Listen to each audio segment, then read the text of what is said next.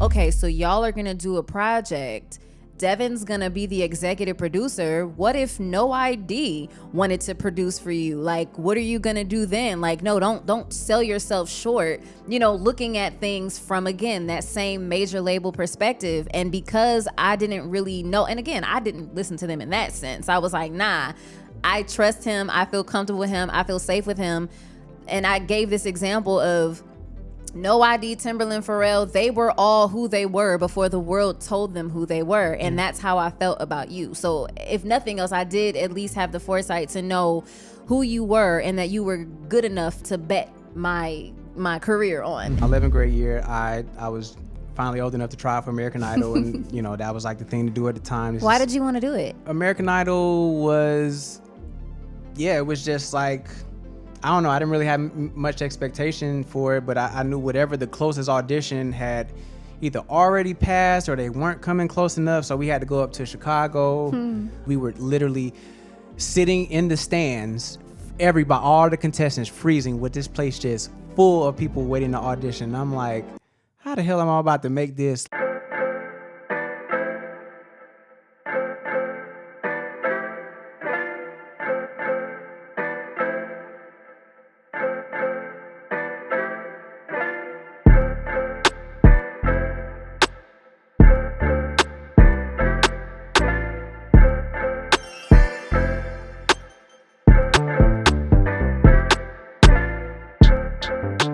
As both a singer and actress, Jade Novah can captivate an audience with her infectious presence both on stage and in front of the camera.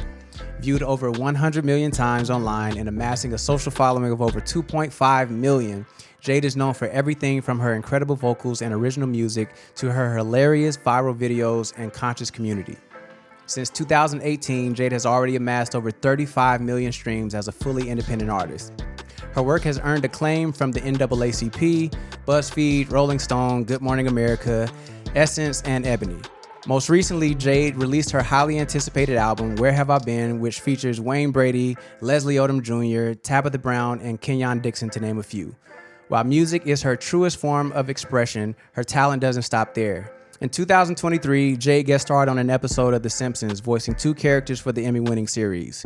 You can also catch Jade as a resident vocalist and comedian on Jimmy Fallon's music and comedy variety game show, That's My Jam, on NBC. Now, welcome my guest and my wife, Jade Novah. Hi.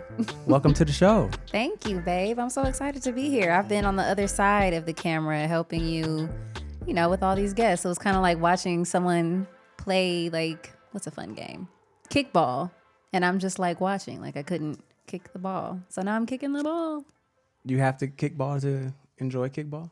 Yeah, I think so. I don't think that that's one of those sports that you can just watch. No. I meant like you made a metaphor. This like the analogy kickball. Yeah. This kickball. This is kickball, yeah. I know. So I'm saying, can you not enjoy kickball when you're watching from the sidelines? Right. I'm saying no. So you have to be on the podcast to enjoy it. Oh, no. I guess I see what you're saying. The analogy. I just mean, like, you know, I've been wanting to get in the game. Got you. Put me in, coach. All right. Well, welcome. You finally got your opportunity, so hopefully you rise to the occasion. Oh, yes. I will do my best. Cool. Well, I first want to get into this story of the week. It was definitely something that stuck out to me when we watched. I cannot remember what that series is on Netflix. I know what you're talking about. Pop something. A Night of Pop. Yeah, A Night of Pop. Yes, that's what it's called. A Night of Pop on Netflix with Lionel Richie and Michael Jackson. Okay, so yes.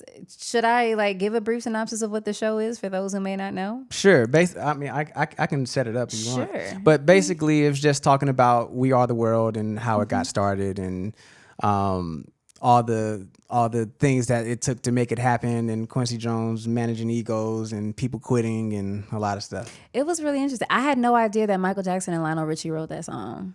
You didn't? I didn't. Not until I watched it. I didn't know Lionel was a part of writing it, but I knew Mike was a part of it. Yeah, and I think it's so interesting because American Music Awards was the night that they decided, like, okay, we're going to be able to get all these people in a room because everybody's in town at the same time.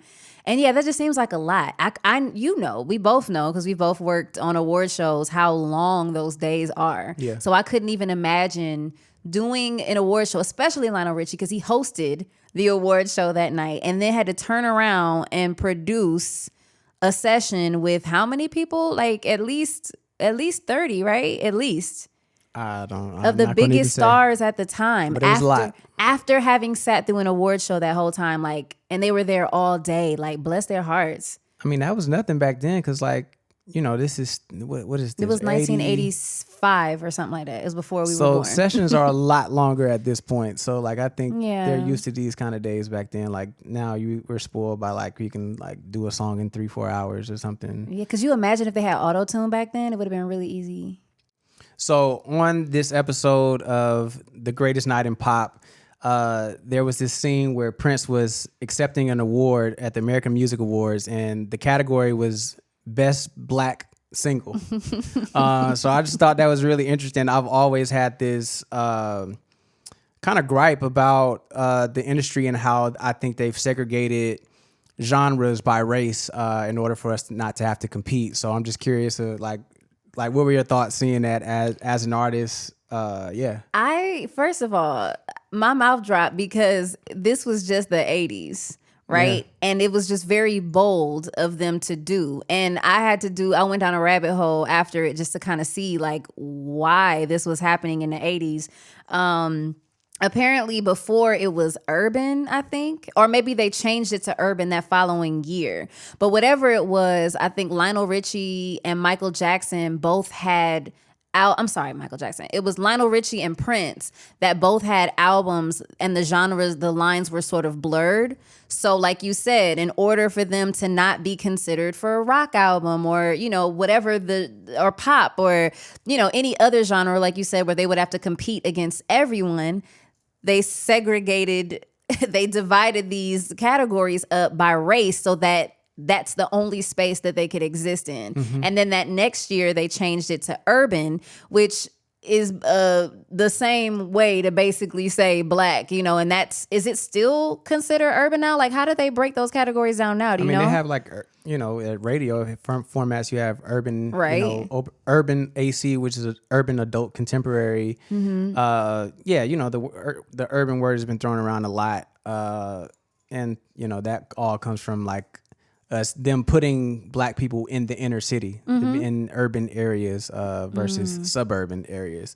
So yeah, that's all it means, because typically we were the people who had to live in the worst parts of the city where the factories were downtown, train tracks, that whole thing. So. Yep. And even before that, they were calling them race records. Like when you think about the origin of music and how black people, like Beyonce, for example, with her country album, and some people saying like, oh, country, and automatically assuming that it was a genre that was started by white people. Yeah. But if you go all the way back, it was black people who created these genres. Most of the genres, rock, Chuck Berry, all of these different artists who predated their white counterparts. And then they used the term race records to split and divide. The same thing that they did with the award show, so that they wouldn't have to compete with their black counterparts. And yeah, I think it's really unfair. I'm surprised that it's not more of a conversation even now, because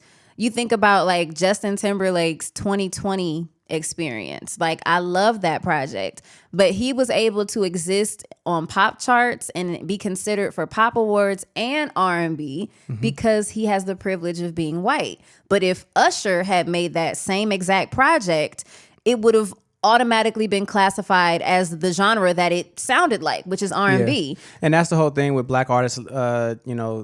The terms in the industry is always like you have to cross over. You have to cross over into pop radio. Whereas white people, it's their birthright. Like, they don't have to cross over. You're just automatically, if you're a white singer or ambiguously race white singer without, very distinctive R&B chorus, then it's like automatically pop. But yeah, I think it goes even deeper than that. Back in the day when they were stealing our records, they were literally doing. Oh yeah. Covers. Technically it was covers, but they weren't acting like they were covers. They were redoing these records and posing as the writers and producers of these songs, and not necessarily giving credit to the original writers. So in order to not hear these same songs sung by two different people, where you're going to have to like, I like this version better, and not seeing who it is, then they had to create another space for us to exist in on our own. And yeah, that segregation, while it can be beautiful for us to build in our own spaces, just really caps us off from our bigger audiences, when white people already make up 60% of the country. So it's just really unfair, for especially for R&B artists and people who sing, who are no different than an Ariana Grande or a Katy Adele. Perry or Adele, who has very similar records and very similar stylings, who won't get on half the radio stations that she will get on. So it's something that we have to keep calling out, and I don't think it's enough pressure put onto the award shows and the radio stations to change this very racist formatting. On top of the fact that what happens 9 times out of 10 is the white artists, like you said, they automatically get to be on the pop stations. They automatically get the wide exposure. But then when they want to enter black spaces, they'll just get Snoop Dogg or, Bun B or whoever they want and do a remix version of their songs for like street cred. It's just like, so y'all can get us to cross over. But I guess that's kind of like what Lil Nas X had to do when he had Old Town Road. He had to get validated by a white artist, by Billy Ray Cyrus, in order to even be considered. And even we were talking about this before too, but like with black artists, once we exist in a certain genre, then we're like pigeonholed there. Even if sonically we do not sound like what it is they're trying to classify us in. So like Tyler the Creator made an album where it wasn't all hip hop. He was experimenting with so many things, but because he's black and because he already did hip hop, they're considering him a hip hop artist. Or Childish Gambino, he made a whole funk project, but he's still considered a hip hop rapper, whatever. And it's like, we shouldn't be defined by our race. We should be defined by the art that we make, and you should be able to listen to it and decide on genre, not look at it and decide on genre. And that's exactly what's happening what they blatantly did at the American Music Awards. I don't know how important genres are though. I get it in some spaces, but there's some music that don't necessarily just fit a genre. I think genres are important. I think there needs to be more melting pots of all types of music together to allow people to really see what they gravitate towards. I think it's necessary in some programming and playlisting spaces if you're trying to listen to a certain vibe. But it still gets very tricky for me, and I don't think people are exposed. And I can even say that about myself, because I listen to other black artists. I had to listen to one station in my hometown. So all the other music I didn't know. So I think there's something to that. So what do they do then? What's the gauge then of how to classify music? Because there has to be some sort of classification for you to how you feel. It's just how you feel. But that's subjective. Exactly. All of it's subjective. For you to say it's a good or bad song is subjective. To say this person shouldn't be on that song is subjective. Well, I just mean as far as how you classify the genre, like, because I'm sure there's got to be some sort of like gauge of like I said, 2020 experience. We knew that was an R&B project from listening to it. So there's certain musical elements or certain instrumentations or the way you sing something that classify genre. Yeah, it won't ever go that way. Pop is not a genre. It never has been. It literally stands for popular. So, which technically hip hop should be pop music because it's more popular than other forms. Well, not this past year or so. It's not. What's the most popular genre? I don't know, but hip hop is no longer. Really? Yeah. Oh, interesting. The more I think they said sales were down like 40% from 2022. Why do you think that is? I don't know. I would have to have stats in front of me, like how many albums were released, which artists released those albums, what non-hip hop artists released albums that year. Like, it's a lot of factors, so I can't really say. Okay. But yeah, genres are weird. Genres are super weird. Yeah, we need to start being able to listen to music without looking at it, and that would solve a lot of problems, and then force you to decide what genre things are in. Could you imagine? And force you to say who's actually better. That part. Yeah, these Yeah, we got a lot of work to do, guys. Kind of like The Voice, right? Like where all the judges are turned around and they just listen for the integrity. That's actually a really cool concept for a music competition show now that I think about it, because that just proves how biased people are towards looking at someone versus being able to listen and experience and then judge from there. Because a lot of professional artists, if they would be on The Voice and you weren't turned around, I don't know that you would be as likely to like certain things if you were just listening to it and not looking at it too, shouting. So I guess Her was on to something. Her was definitely on to something. I really admire what she did and how she put her art first before. Me too. Because she's gorgeous. Like, it's not like she was, Quasimodo or anything making ballads. She's a beautiful girl. So you just released your new album, Where Have I Been? Yes. It is a concept project. Yeah, tell us a little bit about it. Oh, okay. So Where Have I Been? It was executive produced by you. So that's exciting. But yeah, it's a concept project. It's something that I've been wanting to do for a really long time. Because I love acting. I love musical theater. I love storytelling. And we had played around with an album like this before. Like, gosh, when we first started working together, where we would combine dialogue, storytelling, music, and an album that's intended to be listened to from beginning to end. But it didn't get a chance to see the light of day. And I believe that timing is everything. And it was just, divine timing working its magic, because now we were able to create this project that really exceeded my expectations. I mean, at the time when we were first playing around with this concept, we didn't have the relationships or the reach that we had now, so we were able to have Tabitha Brown on it and Leslie Odom Jr., Wayne Brady, oh my goodness, Gail Bean, Kenyon Dixon, Tank from Tank and the Bangers. Like, I'm so grateful that everything worked out the way it was supposed to. But it's basically a love language origin story, just showing how I developed my love language, which is words of affirmation. And I'm sure you know that, because I'm always like, you love me, boo? Do I look cute? I really love and need words of affirmation, because... So let me give them then. Give them. What you without the prompt. Without the prompt? Yeah. All right, well, go ahead. The floor is yours. No, not right now. In the future. I do let you give it to me. You think that anytime that you've complimented me, I've made you do it? No, of course not. All right, I give you the space to do that. But anyway, yes, words of affirmation was my love language, because it's not something that I received in my childhood. Specifically from my dad. He did not say I love you, or that you're pretty, all those things that I then started to look for in other relationships. So whenever I would hear I love you or you're pretty or any sort of words of affirmation, I thought that was enough to make that relationship work, or that was someone that was worthy of my time, because they were giving me this thing that felt like it was a lot for a man to do.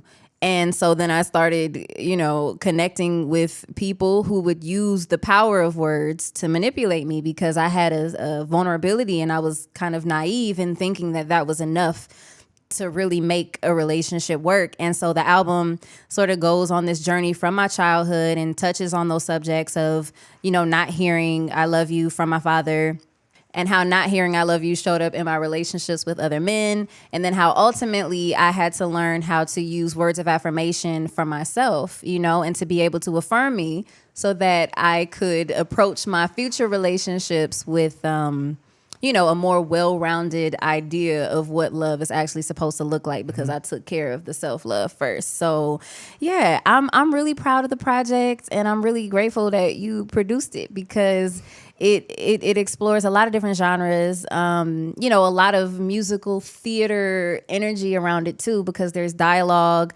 and you got to kind of play around with your film scoring bag too, just kind of creating a world that the listeners can immerse themselves in. I mean, when we're in the restaurant, hearing the plates shuffle and hearing the, all these little nuances that only you could have brought to life, because, it feels like you're listening to a movie. Mm-hmm.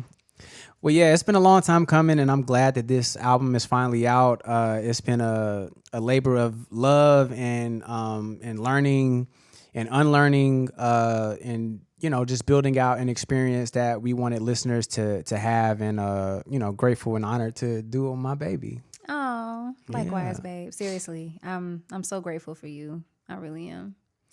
I appreciate it. I'm grateful for you as well. So the whole premise of the album, you said it was a love language origin story. So yeah.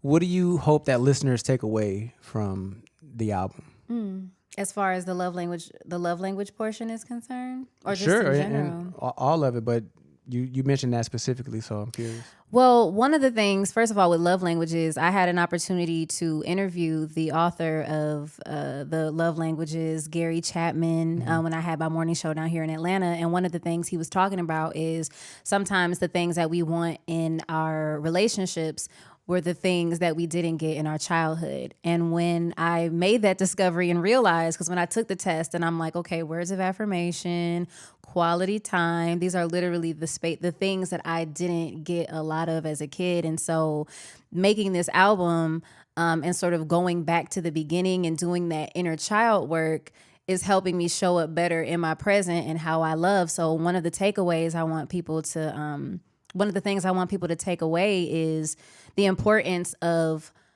nurturing your inner child, loving on your inner child, giving your inner child the things that you didn't receive so that you can show up as a more healed version of yourself in the present.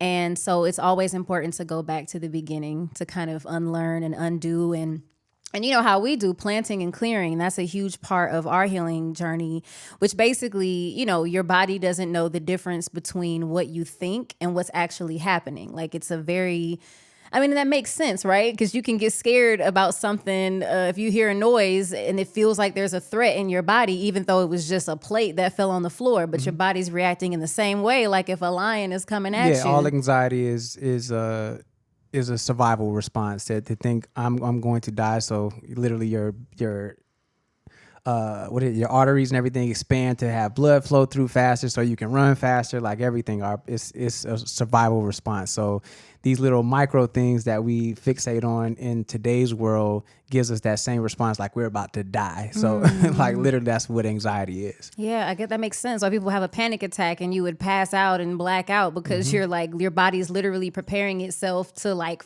fight or flight. And so even though you just saw somebody who cussed you out years ago. Right.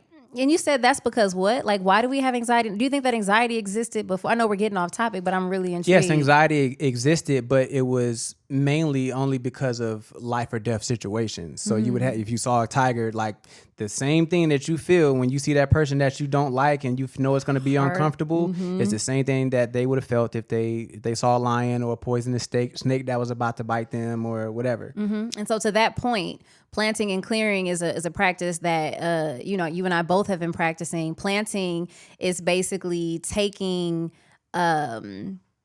planting is basically creating new memories for yourself. So like for me, thinking about, okay, I didn't receive a lot of love in my childhood. How did this affect me growing up?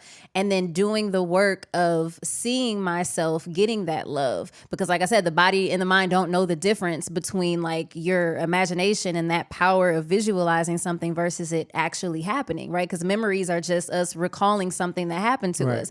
So if we can change the framework and say, okay, I did receive a lot of love in my childhood. I did hear I love you, and I did hear I was pretty. I was validated. Going back to the beginning and planting that memory for myself is pretty much what this album was for me. And in the same spirit, clearing is doing the exact same thing, is removing certain parts of your childhood or anything from your past and creating and planting a new seed. So I want people to take away that this body of work is literally healing in real time and transmuting, because taking it and creating a work of art around that has been really healing for me. So I want to encourage other people to, go back to the beginning, go back to the source.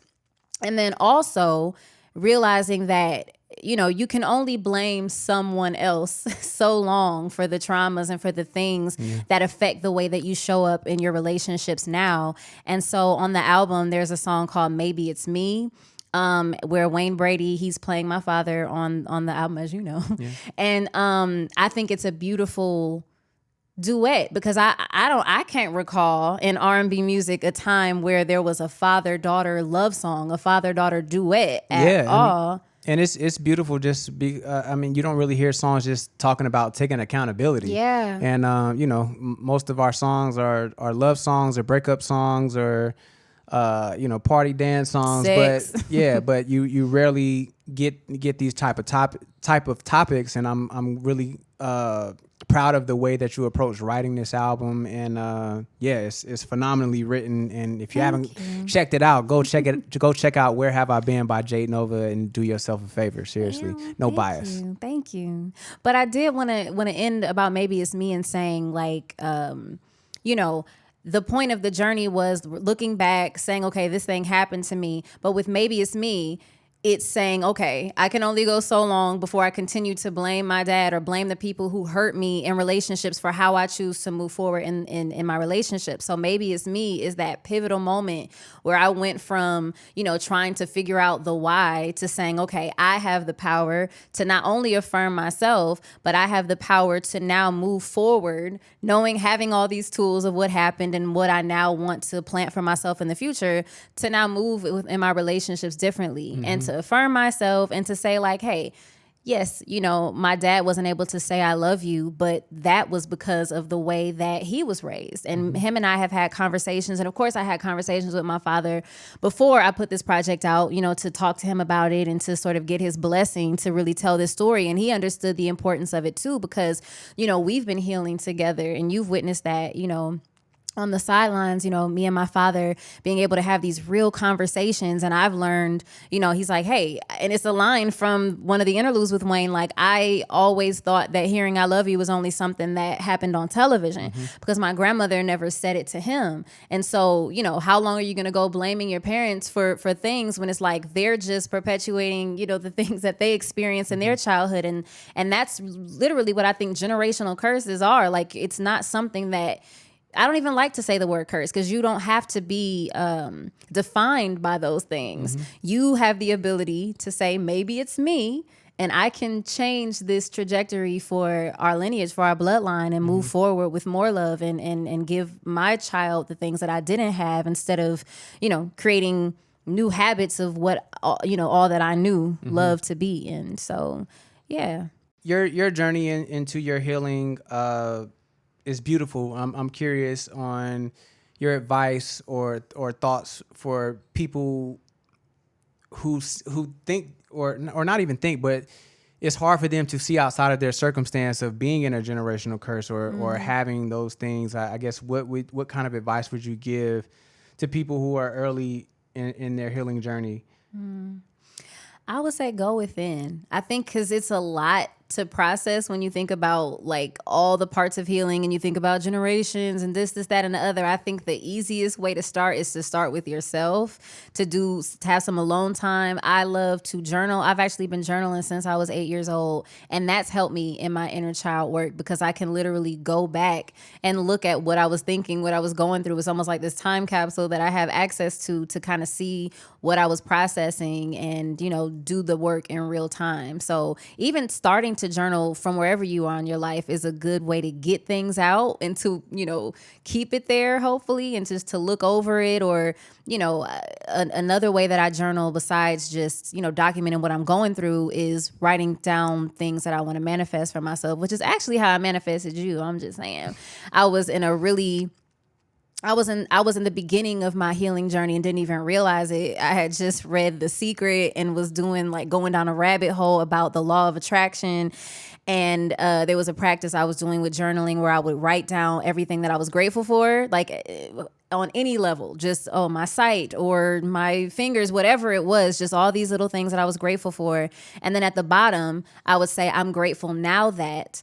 And I would say the things that I want to manifest for myself. And I would do that every single day. And I saw over time how the things at the bottom slowly became the things at the top. And it's just really powerful work. And it's not magic. It's just setting intention and looking and visualizing. And there's power in words and there's power in the tongue. So that's the first step, I would say, is just starting with yourself, doing the work, writing down what it is that you want for yourself, visualizing it, and then carrying it out. You say doing the work. What do you mean doing the work? For those who, this is newer for. Yeah, I mean, there's so many ways to do the work. Therapy has been an incredible tool for me. And I know that in generations prior, and even still some people that I know, there's a stigma around therapy to think that it has to be something that's reactive, like, oh, there's something wrong with me. So, I'm in therapy, there must be something wrong with me. And I mean, therapy is no different than if you go to the gym, if you want to get your muscles right, and there's no different than if your leg is broken and you put it in a cast. That doesn't mean that there's something wrong with your entire being, but our brain, our mind is literally the most powerful part of us because it is creating our reality. So yet it's the least exercise part of our bodies. Yes. We go to 12 years of school, but there's no mental health training. There's no practice to allow you to have a sense of focus and balance. It's just like just stimulation. There's video games and TV and everything, and there's nothing to exercise that part of ourselves, which I think is a huge disservice to people everywhere. Yeah. But, a lot of times we don't realize it until we're older and we're like, yo, I know nothing about my brain. And that's literally what controls our entire being. So Yep. it's completely backwards. And if you don't already, go out and learn something. Like, it's literally like that's the biggest thing. That's some advice that I would get, is to never stop learning, because that's when you start to die slowly. Yeah. When you stop learning, a lot of us, we get out of school or get out of college and we don't learn anything anymore. We just think we have all the tools that it takes. And you got to be a sponge in this world, especially to level up in business, as a person, as a family member, as a parent, whatever. Yeah, and learning is inner child work too, because like you said, that's what we did as children, and it kept our mind fluid. We're just constantly a student of life. So yeah, I definitely agree with that. That learning is definitely a tool. But therapy, meditation, stillness, just sitting with yourself, sitting with your thoughts, because like you said, there is so much stimulation and it's like information overload right now. And it's a beautiful thing because like you said, with learning, we have so many tools like YouTube University and just we have everything at the palm of our hands. So we're able to be students constantly, but being still with ourselves and not always being on the screens. And literally there's so many apps, ironically enough, but there's the Calm app and Insight, and just being in stillness is such a quick and easy practice that you can do to do some of the work to work towards that healing journey. Yeah, because also what I've noticed is in people learning, like a lot of people like to take in a lot of information, but it's how you apply it, because you can get stuck in this loop of also just learning, but not like applying it. What are you going to actually do with that information? Are you going to take that next step, or are you just going to keep learning all these things and be able to speak about them, but it's not, you're not seeing the results of it in your life. And it's like practicing in the NBA, but you never play in a game. Yeah. Like, what's the point? Yeah. So yeah, that's a good point. Learn, but then actually apply it. But at least in the NBA, they still getting paid. So y'all just wasting watch time and getting extra EMF rays in your body. Come on. So what has your takeaway been from creating this project? I mean, what are some of did it make you reflect on your own childhood or your own healing, or what's your process been with creating an album like this? I think, I had already reflected on a lot of those things about, or not those things, but I reflected on a lot of things about my childhood already. So it was just more so interesting to hear more about your story in depth, and just to be integral in assisting you in telling that story, and to support you and to empathize with you. I think that's been the biggest thing. And just seeing that and realizing that even some of the things that may not always feel good, like you said, you could see how your dad, it was the way that he was. And also I can see how you were the way that you were by you going through this story and singing through it and crying through it, or whatever it is, for me to be able to empathize and understand that, there may be things that come up that, you know, and we have disagreements in a relationship, but when you're able to empathize with that other person, it just brings a different perspective of how we all fall short. We all are trying to figure this life out. And I'm gonna take a page from you though, like as far as empathy for people who don't know what empathy is. How would you describe empathy? So empathy is simply just putting yourself in the other person's shoes, and seeing how you can relate to their feelings, even if it's something that makes you upset.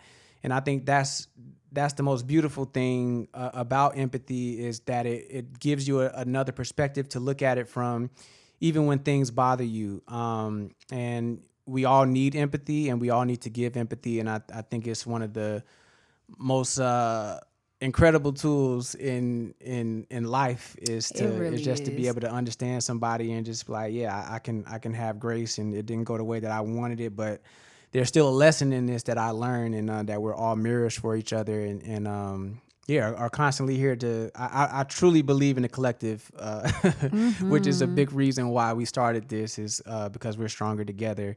You know, when we are tapping into our resources and just being here for our brother or sister. Seriously, empathy's been a huge part of our healing within our marriage and our partnership as well. It's just a beautiful tool to use. I highly recommend. For sure. So your journey as an independent artist, I'm curious how that's been for you, coming out of, you know, in your childhood being in a girl group, to being a songwriter, into jumping into being, you know, one of the first independent artists and one of the first, you know, people who made a name for themselves on social media, in music, and have been able to take that and do things like The Simpsons and That's My Jam, and to tour around the country, festivals, South by Southwest, and just curious of, just your outtake on being your outlook on being an independent artist, and if you're independent by choice. Well, definitely independent by choice. You know, when I was growing up, and like you mentioned, I was in a girl group when I was younger, and you know, it was the 90s and the 2000s, and the industry was just really different, where you didn't have social media the way that we know it to be today. And in order to get exposure, you know, you had to go through the major label system. And I personally, like, I never had a major label deal, but that was always the goal, because I thought that was what I had to do. But in my experience in the girl group specifically, you know, I didn't have much creative control. I wasn't writing anything. I wasn't choosing what I was wearing. I wasn't, I didn't really have much say over it. And so my perception of what it was to be an artist was that, okay, the only way that you can be an artist is to kind of have to be a vessel for someone else's vision. And so that's why I made the pivot after I was in a girl group until I was about 17 or 18 years old. And once I got out of that contract, I was like, I don't want to sing anymore. I don't like this. I don't feel like I have the ability to create on my own terms. And creating and being an artist is such a personal thing, you know, and to just have to be on, you know, at the beck and call of whoever's telling you need to produce and you need to do this thing and you need to show up. Like, it felt really overwhelming for me at that time. And so I was like, okay, I love music, but I need to figure out a way that I can exist in this industry and still have some autonomy. So I started writing for other artists. And honestly, it's really funny because we met at a really interesting time where, you know, you used to be an artist, and I would love for you to speak on that as well. But you were an artist who made the pivot, who made the transition into becoming more of a producer and wanting to find an artist of your own. And I was coming out of the space as I had been an artist my whole life, and I was trying to find my own voice and figure out how this industry could work for me. And so it wasn't until I met you that I realized, like, okay, you know, there's this social media thing, which I had taken advantage of in the past, and I want to touch on.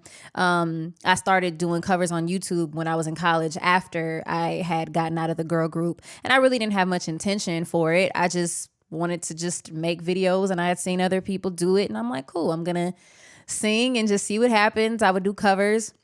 And years later, Tyler Perry saw some of the covers that I had done, and that was the catalyst that literally shifted everything for me. It gave me an opportunity to kind of get my feet wet in the industry. He was doing a production of Medea's Big Happy Family. And originally, I don't know if you know this, but they had reached out to me. And this was when they still had direct messages on YouTube. Do you remember that? Yeah.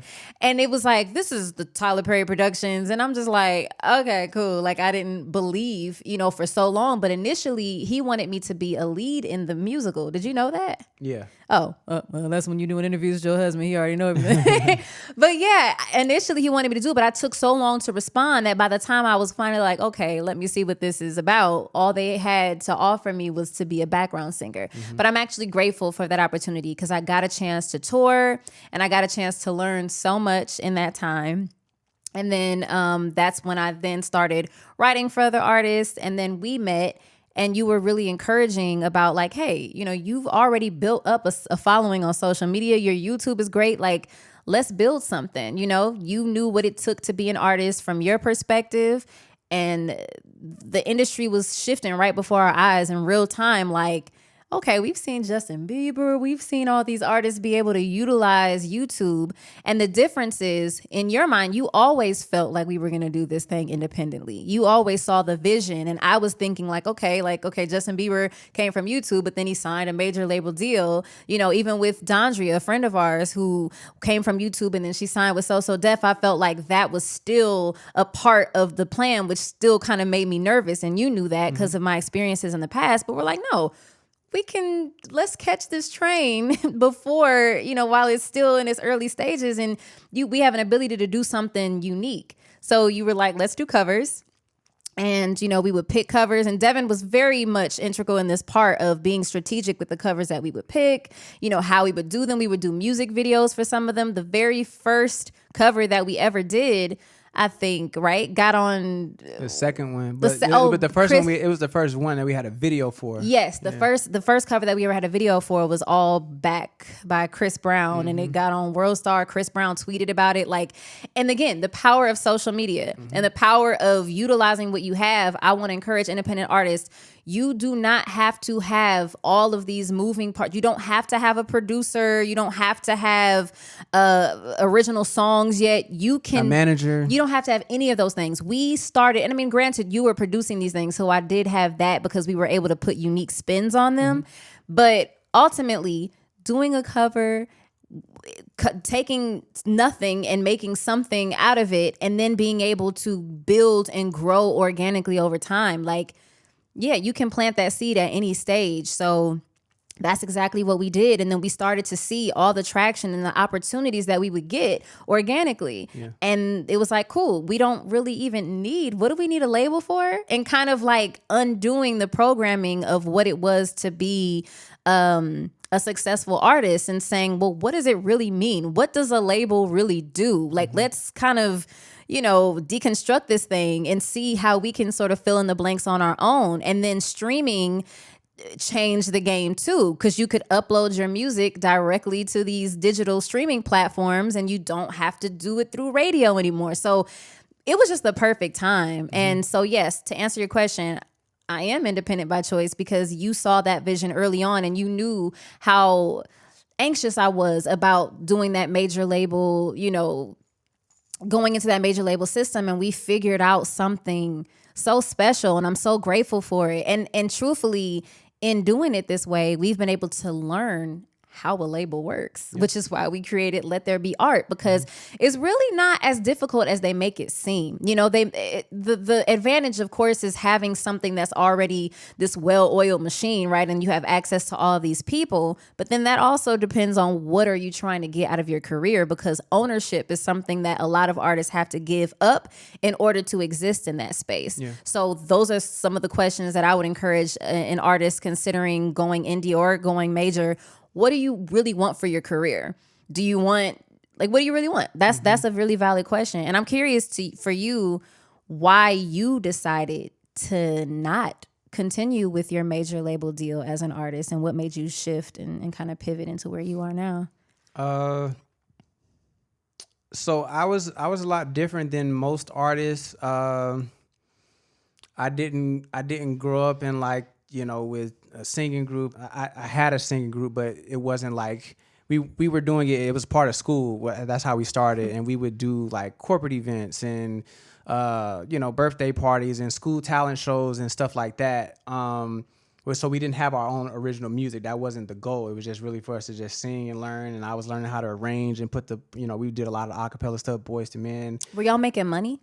Yeah, we did. We were. And we see, I want to say something to that, because that, again, you've always had that mind of creating a business versus trying to get caught up in the way that everyone else did things. Yep. Because I was in a girl group with the intention of getting a deal, right? So we were doing all these things with that intention. Mm-hmm. You were doing something more of like, just like you said, corporate band, thinking outside of the box. Mm-hmm.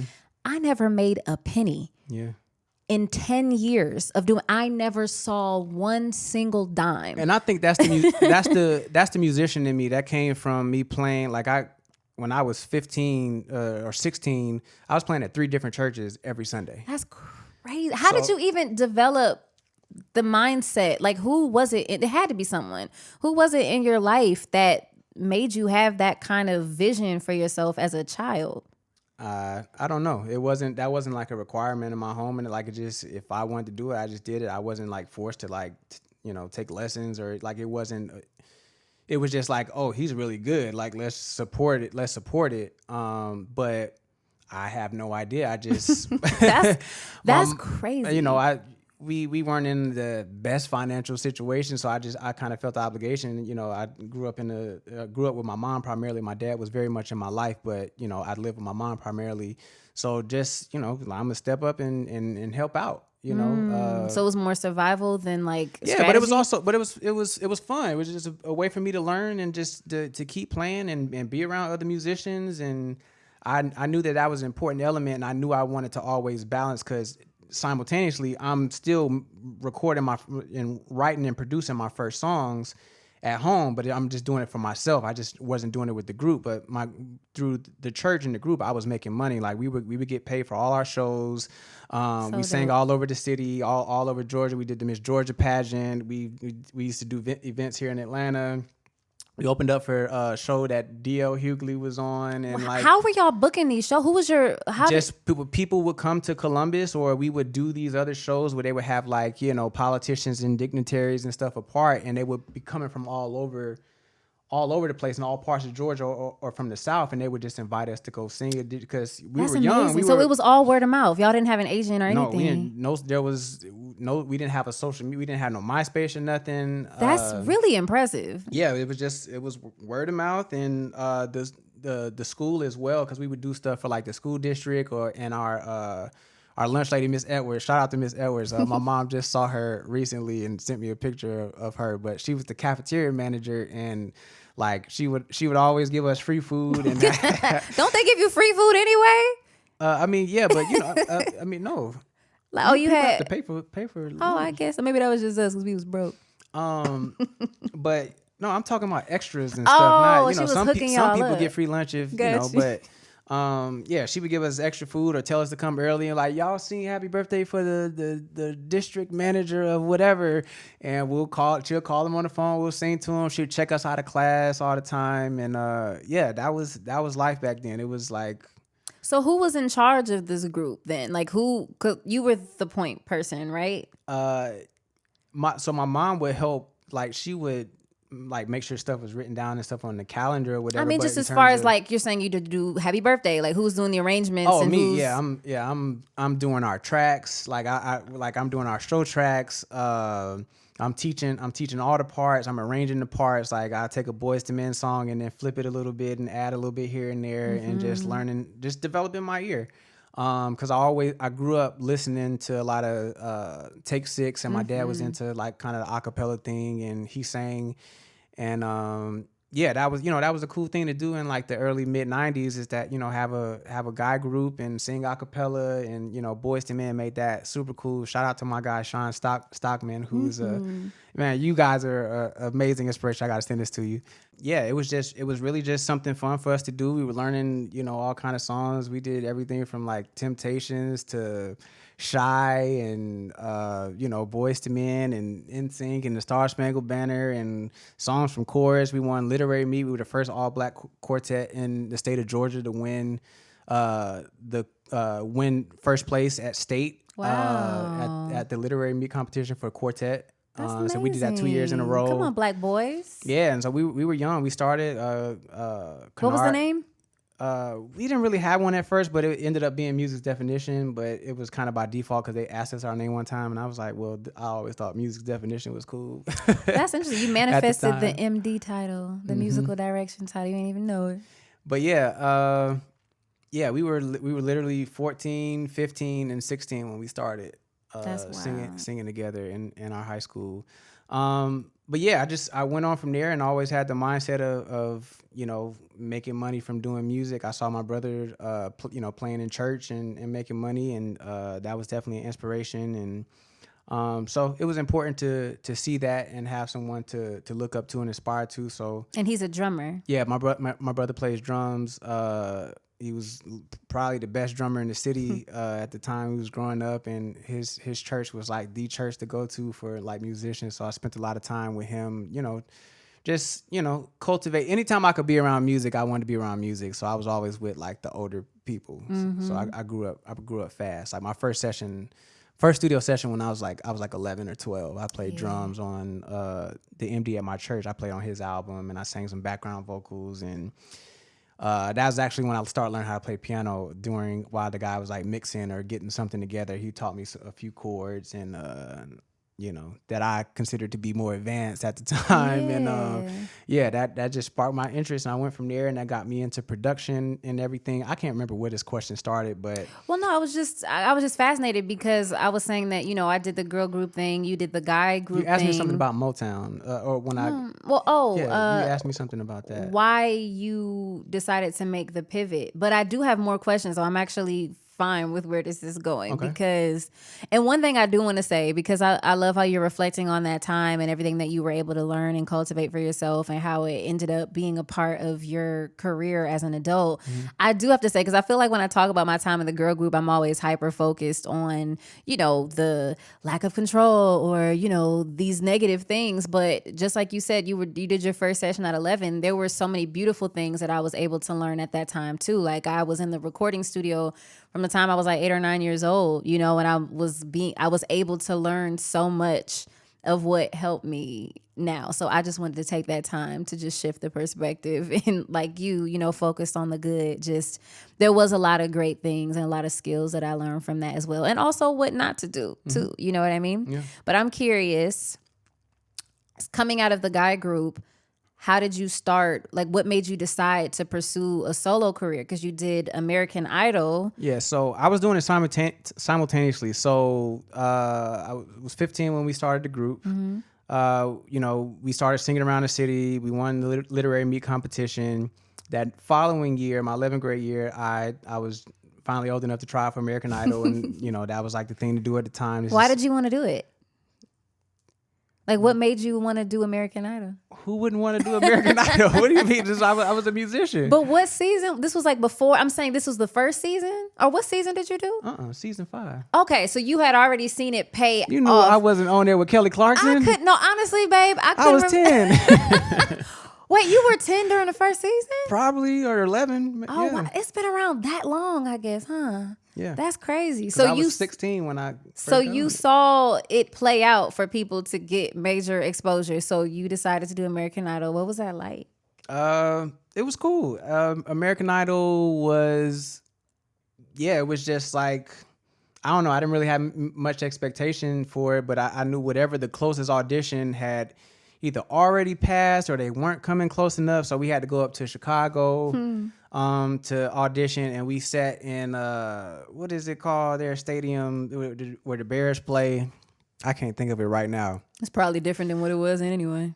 But it was it's Soldier Field, I think it's called. It was so cold. And the only reason I remember the name of it because I had to buy it like a jacket or a hoodie or something, because we were literally sitting in the stands everybody, all the contestants freezing with this place just full of people waiting to audition. I'm like, how the hell am I about to make this? Like literally, imagine a football stadium full of people that are about to. Now it wasn't the whole stadium, but like it's people everywhere. Wow. And the audition process took all day. So they had all these tents. So most people don't know on American Idol, you'd see producers first, like multiple times, typically anywhere from, two to four different auditions. You can see producers before you even get to Simon, Paula, and Randy. Oh, wow. Well, at the time, Simon, Paula, and Randy. So yeah, it was literally, they had maybe at least a couple dozen tents and judges at each. You had 4 people that were in line at each one, and they would literally give you like 10 seconds to sing. What did you sing? I can't remember the first audition. I don't know. So you made it to see the judges. Yeah, I made it to see the judges. I made it to Hollywood, got the golden ticket or whatever they called it, and went to Hollywood. Made it through 2 or 3 rounds in Hollywood, and I got cut in the group auditions, which was right before they narrowed it down to start doing a live show with the top 24. Wow. You made it like all the way before 24 out of a stadium full of just one city of people? Mm-hmm. That's crazy. Yeah. That's really amazing. Thanks. No, it is. And it is amazing too, because like you have so many skills. Like you were already producing, you were arranging, you were playing in church, you're multi-instrumentalist at this point. Why was singing the thing that you were really like hyper focused on? It was one of the things. I was still doing all the other things that I was doing. But did it seem like singing was the vehicle that was taking off more for you in the mainstream space?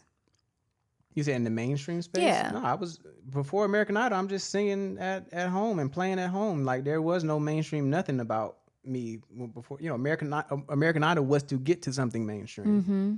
Okay. So then after American Idol, you come back and you go to Berklee College of Music. What was that journey? I would back it up some because American Idol was the thing that really made me like put a lot of time and attention into writing and producing original music because I had so much notoriety because it was a huge thing in the city for me to be on the show in my hometown, Columbus, Georgia. And it was. Yeah, I was just like, I can't be an artist out here and I don't have no music. And I was like, I learned how to produce because I had a keyboard at the time, and so this is when everybody's transitioning into DAWs. What's that? That Pro Tools, Logic, gotcha. Ableton are all DAWs. So I'm making beats on a Roland XP80 keyboard, and it had to be over 10 years old, 12 year old keyboard at the time. And then I was also using Fruity Loops on like our old Gateway computers, the first computer I had. But the computer was trash. I got like some cracked version. I can't even remember where I got it from that was on CD, and the computer ended up getting a virus. Every time I would open up Fruity Loops, there was this like deformed picture of like these people. It was like almost like a live action version of like a demonic looking Beavis and Butthead. What? It was so weird. Every time I pulled up Fruity Loops, that's what would pop up, and like the computer got a virus and it crashed, and I lost literally all my first beats. Oh no! Like dozens of them. And I cried. Like literally, I came home from school, found and saw that the computer was messed up, and I bawled my eyes out for like at least 2 days for sure. Oh, I'm sorry. Yeah, I lost all that music. So yeah, I was transitioning into trying to make music like professionally. Mm-hmm. So I get out of the keyboard sequencer, and I before that actually, when I was doing like talent shows and stuff for like the group, I would have to go up and make our tracks in Atlanta. So we would drive up, which is how far? 2 hours. Mm-hmm. 2 hours. So a 4-hour round trip just to go make tracks. I would charge students tracks for talent shows and stuff just to offset our cost to go up there. And shout out to Kelvin Broughton, amazing musician, producer, who allowed me to come into his home and would just let me use his studio for free. He taught me the basics, and that's literally how I learned Logic and what I use to this day. But yeah, he would let me come up there and I would just listen to the songs and just reproduce everything from scratch. So Michael Jackson songs and Jackson 5 songs and just anything that I wanted to sing for these talent shows, so my thing was making medleys. That was my thing. And that's how, I think I ultimately got into doing arrangements. But I would do medleys for all the talent shows. I was like, everybody gonna be bored. They sitting there and do a 4 minute song and I'm gonna hit them with 5 songs in 3 minutes. So that was always my thing. Yeah. But yeah, so coming out of that, I said all that to say that's what really made me be like, okay, I can produce and I just need to actually write songs now. Yeah. So after American Idol, that was my goal, is to just put out as much music as I can and try to blow up on MySpace. So because I had the notoriety of being on American Idol, I started doing shows around the city. So I would open up for different people. As a solo artist? Yeah, I would open up for Chris Brown. I opened up for T-Pain. Just anything that was going on in the city, I was always a part of. Wow. 1 year, our Little League baseball team won the Little League World Series. I sang for their ceremony that they had, parade or whatever. Wow. And so yeah, it was just all about how much buzz can I build on my own so I can get a deal. And I would just put my music on MySpace. Do you think that same grind still is necessary in today's world with social media? Would you still recommend that kind of? Yeah, for sure. That's why I knew I could be an independent artist. And after I went to Berkeley. I was technically only in school for a semester. I was tired of school and I went crazy writing and producing my own songs. And by the end of my first year at Berkeley, I had 4 or 5 deals on the table. I don't think I ever knew that. Yeah. I withdrew my second semester in college. I couldn't do it no more. I was inspired by one of my homies, Quentin. Shout out to Quentin Buteau. He had just gotten an independent record deal with a company in Charlotte. And I was like, yo, just seeing somebody do it right in my face was like, yo, I gotta do this. And I came back. I went hard over Christmas break after my first semester, and I came back and I said, all right, I'm gonna skip out on this first week of classes. It's ad drop time. I can just say I was trying to figure out my schedule. 3 weeks go by and I haven't went to one class, and I'm like, yo, I don't want to do this no more. I just want to make music. Yeah, I was on scholarship. I ended up getting on academic probation and all of this, but by that time, where I wasn't on academic probation, but if I would have continued being a student, or if I didn't uphold, a certain GPA or whatever, they would have put me on academic probation. But by the time that came around, I was already leaving school after I signed my deal with Motown. So you have 5 deals on the table, which is new information to me, and it's crazy. I've known you for 13 years and never knew that you had multiple deals. What made you decide to go with Motown as opposed to any of the other offers? Well, the top 2 in the running were Universal Motown and Convict Live, which was... And I'm sorry, I want to ask this too, because your parents weren't aware that you were doing all this? Doing all what? Shopping for deals? I mean, yeah, they knew I was putting my music out but there. But they still thought you were in school? Yeah. Okay, got you. So you weren't navigating this alone? Oh, no, I was. My parents... they didn't know much about the music industry. So yeah, I was making my own relationships. I ultimately got signed through MySpace. I met somebody who introduced me to the person who ultimately helped me make connections in Atlanta, start making, meeting different producers and going to the different studios here. That's how I got my name in the industry, was ultimately through a relationship I made on MySpace. So you said Convict and Motown were your top 2? Yeah. I was really close to signing with Akon. It was a great guy who gave me some amazing advice. I remember going to his house for Thanksgiving. And that was his prime at that time. He was huge. He was huge. Yeah, this is 2008. How were you even showing up in those spaces as a young kid from Columbus, Georgia, who's how I just was talking about with Dondre? I've always been the type, I'm gonna dive in. I would have been so intimidated.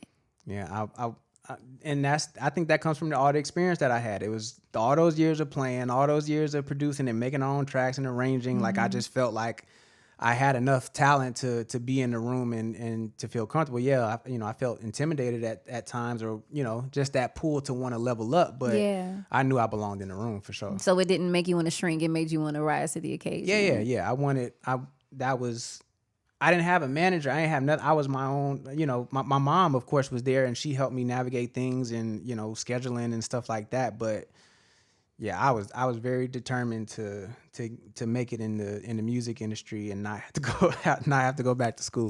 And you had your own label too at that time, which is Yeah. unheard of. Like, I mean, at least in my world, right? Because again, I was looking at the major label as this thing that I wanted to get to in order to find success, but you decided to start your own company as a teenager. Like, just describe that and how you even had the knowledge to set that up at a young age. So this is the time when, it was still relatively new to have your own label, but it was starting to become more of a popular thing that artists would do. So you had Jay-Z and Rockefeller, and then eventually Rock Nation, and then Diddy and Bad Boy and Master P and Birdman. But these are huge artists. And Lil Wayne. But I'm saying, so if I see these people who are huge artists saying that I need to start a label, then of course that's what me with a budding business mind wanted to do, and learning that if I got paid through my company, then I'm not liable, just in terms of taxes and everything. How did you know that? I was a studier. I read my contract at least 3 times. It was 70 something pages. So what were your resources back then? Because were you like Google. Googling? Okay, because what year is this? 2008. Wow, that's really impressive. Yeah, I was reading everything and trying to learn about publishing. I asked my attorney a million questions. I'm sorry, how old were you at this time? 18. That's really, really amazing. Yeah, 18, 19. Wow. Okay, so you ended up going with Motown. Yep. And what was the deciding factor for that then? Based on like all your research, like what kind of deal were you able to get for yourself? I mean, it's pretty standard deal, but I got signed directly by Sylvia Rhone, who was the president at the time. So I felt happy about that, to be in a room that big without having to have what I thought was a extra hand in the pot by being signed to Convict and then being signed to a major label through them. Were you able to use your company, Devin Entertainment? Were you able to? Yeah, I was signed. My deal was through my company. Wow, yeah. That's amazing. Mm-hmm. That's really dope. And so how far in your journey did you go as a major artist before you decided to change gears? I was in that deal about 2 years. It was a very different process for me it's a big contrast from having to do everything in my group and just depending so much on myself and having to be the sole person. I produced everything. I was writing everything. And performing. It's doing my own vocal production, recording myself, engineering, mixing, everything. So it was different to actually have help and to collaborate, and I didn't have a team around me. What kind of artist were you? Because a lot of people don't know that you started off as an artist. What lane were you? What was you doing? Yeah, I was just an R&B artist. Did you dance? Yeah, sometimes. Yeah, I mean, wow. I didn't do a lot of shows like that, but I danced in my shows. And was your instrument playing like something that you incorporated in your artistry? Yeah, I wanted to. They didn't lean into that side of me as much because which is surprising because John Legend and all these. John Legend's a different give than what I had. Braids and I'm 18. Yeah. They got Chris Brown now, so I get it. I don't think they were going to compare me to John. No, I get that. I guess I just thought knowing that that's something that you can lean into that makes you unique for people in your age group. I would have thought that would have been like an innovative. You know how it is. After Justin Bieber came out, you saw all the little Justin Biebers. The carbon copies that came after, and so they kind of wanted you to be like in the Chris Brown space. More so than what I saw. Yeah, they wanted it to lean a little more pop and fun.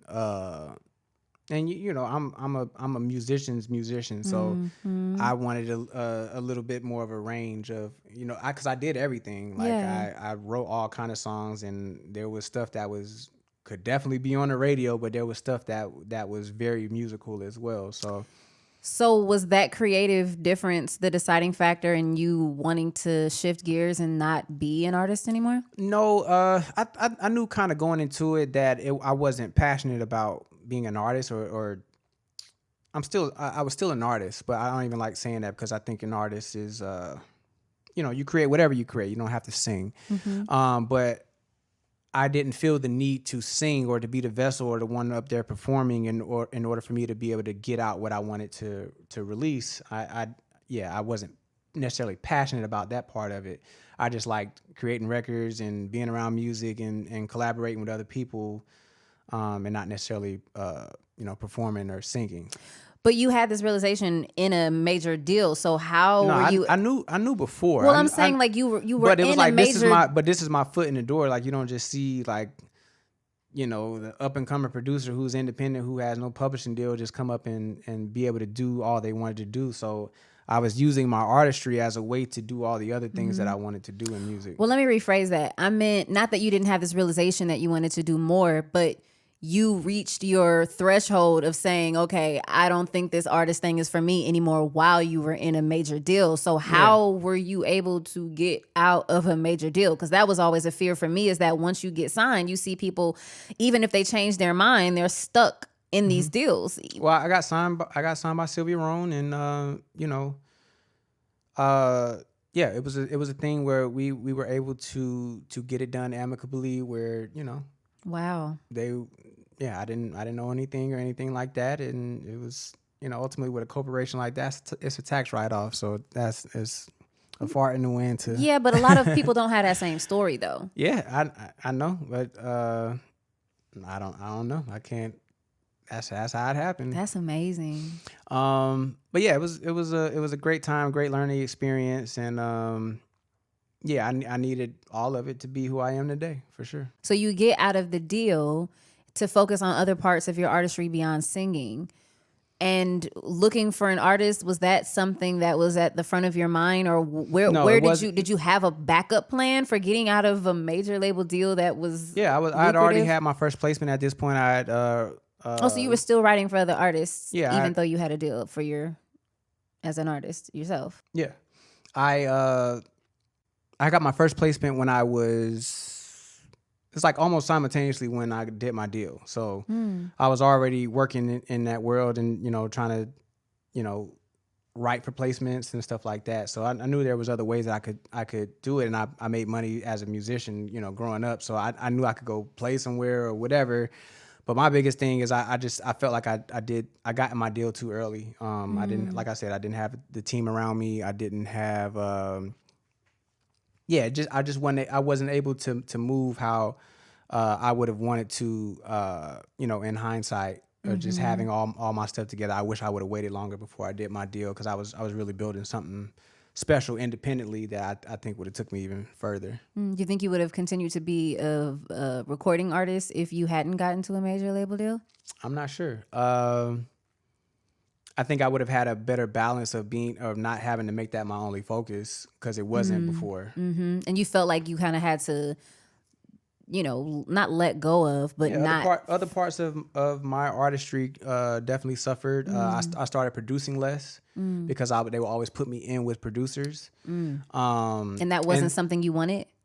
Yeah, because I did co-produce. I co-produced stuff with Jim Johnson. And, oh, wow. Who else did I co-produce with at the time? He was the main one.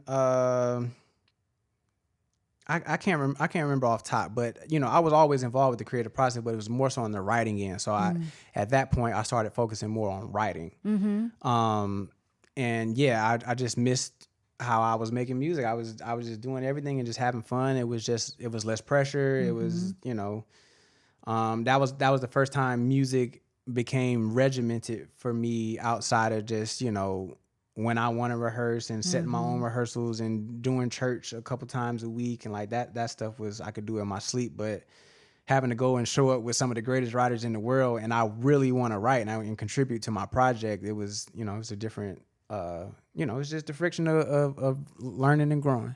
Yeah. And it's interesting because I met you as a writer. We met at a writing camp, and it's when I first met you. And for people who don't know our story, it was in Atlanta, 2011. I had just moved to Atlanta, and the last thing I had done was that Tyler Perry tour, and then I had just gotten my publishing deal at the time, and so writing was my focus. And there was a writing camp, I think it was Rihanna and Willow. And if y'all don't know about writing camps, it's a very interesting experience where they basically have different writers and producers in a studio all day long. You're paired in different, and I mean, I'm sure different writing camps go different ways, but this one was like all day long. You know, we would be there for 24 hours sometimes, going in different rooms, and they would kind of pair you with different producers, different writers, and to see what you all can create for these particular artists. And we weren't even supposed to be in a session together. I think I was going to be the writer with a producer. You were a writer in with another producer, and you knew the producer that I was going into the session with. And they were like, hey, we should all just kind of work together, which at the time I honestly thought, oh, because I'm a girl, I was the only girl in that group, I thought that they didn't trust my ability to do it. And I remember feeling away when they invited you into our session, like, well, they don't trust that I can do this on my own. Like, damn. But you ended up coming into the session, and all I knew of you to be was a writer. You know, that's how I met you. So it was really cool to get to see all these different talents unfold as I got to know you, because yeah, like I remember even in our session, you were preparing to go to a church gig or something like that, and I'm like, "What's he doing?" Yeah, I had a rehearsal that day. Yeah, and I was like, "What is he doing?" I'm like, you just wore so many hats, and it was just wild to learn all those different things about you and all these different gifts that you had. But yeah, it was really cool. But I did meet you as a writer. Yeah, I've had that story. Well, not that particular story, but the story of I thought you only did this so many times. So some people from my childhood only know me as a drummer. Some people only know me as a producer. Some people only know me as a keyboard player, a arranger, like, you know. And yeah, it's been a blessing to wear so many hats, and something like, obviously I was very intentional about building out for myself is for me to be versatile, which is why Quincy Jones is, you know, the musician that is closest to what I aspire to be, because he did so much. He arranged for Frank Sinatra, but he did "It's My Party," but he did "Thriller" for Michael Jackson. Which I could not believe. You're the one who told me that he did "It's My Party." You know, "It's my party and I cry if I want." Like, and all the Frank Sinatra stuff, crazy. And I mean, just straight up swing jazz, just open, just like the most intricate music you can think of, and for him to be able to understand music so well, to be able to simplify, always inspired me, and that's what I always wanted to be. Like, I can make a straight up pop record, and I can make a R&B or hip hop record, and I can go and arrange something for a 90-piece orchestra. It doesn't matter. I want to be able to do it all and everything in between. So what inspired you to want to have me as an artist? Like, because did you have any artists before we met, or, you know, how did you get into that space? I wouldn't say had any artists, but there were artists that I was trying to work with, like, heavily. I didn't believe in just like, I didn't think it was a good strategy to be like, hey, you want this one song? And then you go to all these different artists and try to get this one placement. There's no chemistry built. There's no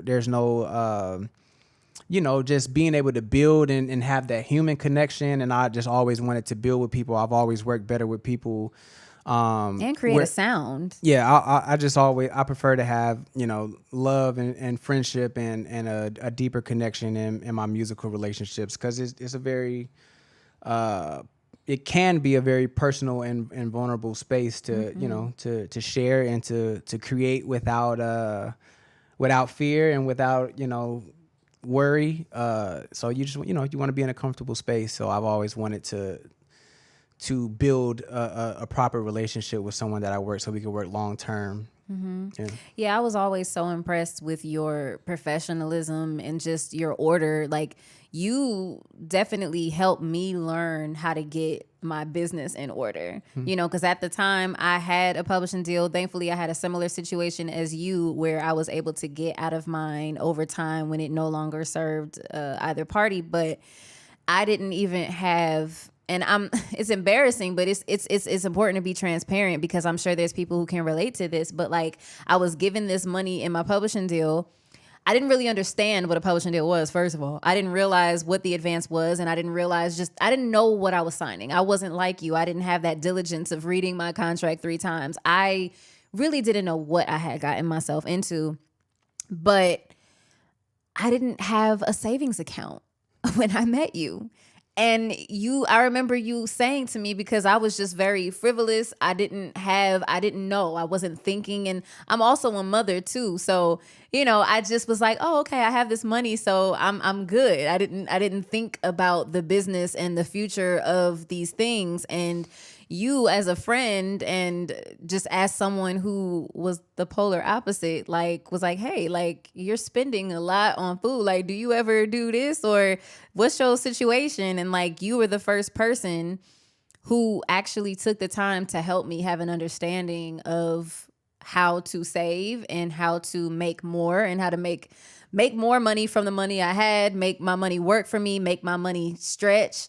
And just as a friend, I was so grateful for you at that time, because you were Let There Be Art before Let There Be Art was there, because literally I am a living testament to taking this knowledge and these structures and these systems that you've learned and cultivated your entire life, even before there was this model, and just changing and shifting my whole perception of the industry and how to run my career like a business. Mm-hmm. So, I'm so grateful for you. And that was the reason why I had that trust as, someone who was writing songs, who was afraid of the industry. You changed my whole perception of what it could be to be successful in this industry and on my own terms, mm-hmm. because you lived it as an artist first, and you did all that work, and you wore so many hats that I was able to trust you in all aspects, because you pretty much have done everything, mm-hmm. from all angles. So yeah, that was the thing that made me say, you know what, I think I can do this artist thing again. And if I do it, I want to do it with you, because I trust you.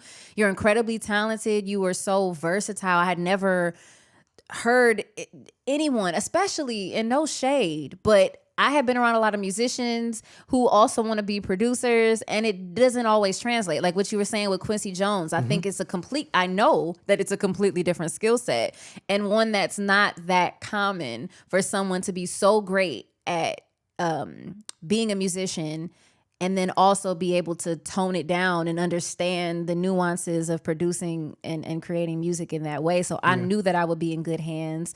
I had never really even performed live like that before. Like, I had done a couple showcases and stuff with the girl group, but I never like a real show, right. Never in the way that we went on to do things. So yeah, just working with you, I had a one-stop shop of a musical director, a producer, a co-songwriter, and then someone who just knew the business through and through. So when you said that you wanted to start working and we got to that space, I felt safe, and I felt seen in a way that I never had before, and that's ultimately why I decided to go on this artist journey with you, and it couldn't have been anybody else, because couldn't nobody else ever convince me, but I saw what you did, and I wanted that, for myself. And yeah, I didn't feel afraid of the machine, because we were able to create our own. And so yeah, it was beautiful. It was, and I'm proud to be on this journey with you, and thank you.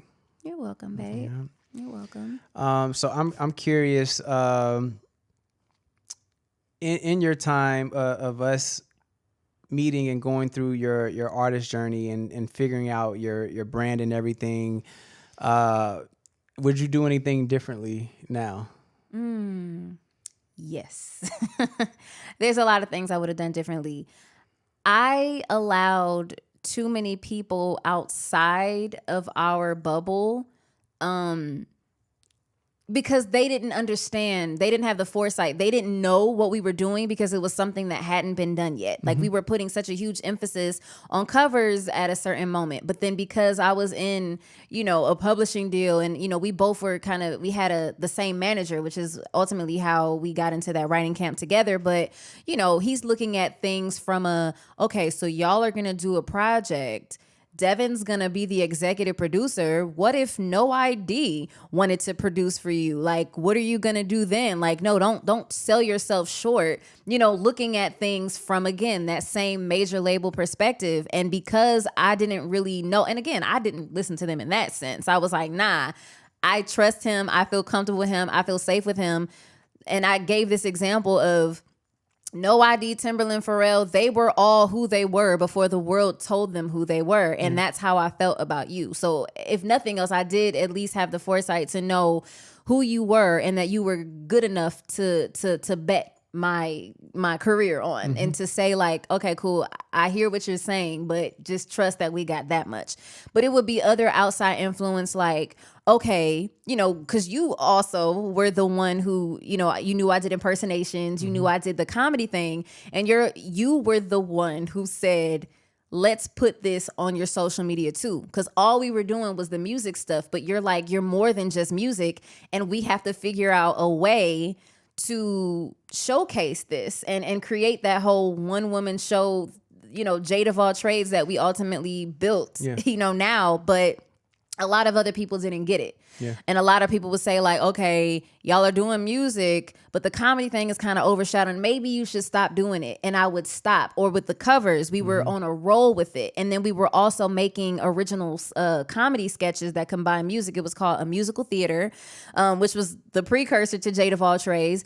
But I listened to other people say like, okay, y'all done did that already. Now things have to be polished and you have to elevate now that you're putting out original music. And so I stopped doing that.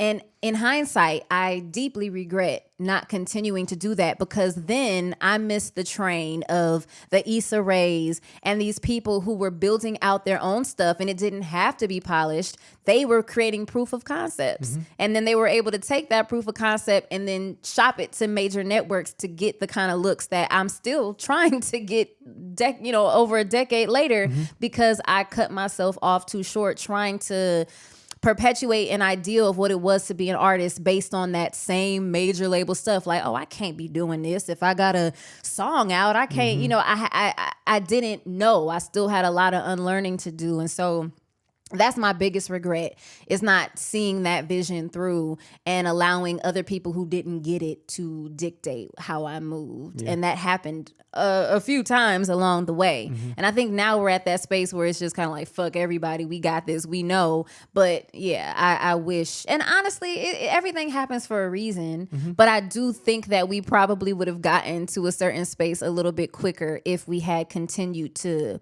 put the consistency in the content side of things, because that's ultimately where everything shifted to. And we were ahead of that curve. And then we had to play catch up, because it was like, oh shit, wait, this thing is working. And there are so many times where we have done that. We've pivoted for the sake of whoever, an agent or a friend of ours who had done something a certain way, made that pivot. And they're like, you know what, y'all was right. Y'all should have did this. And it's just like, well, damn, how many times I can't allow someone who doesn't truly understand the vision to dictate how I do things. So that's definitely my biggest regret.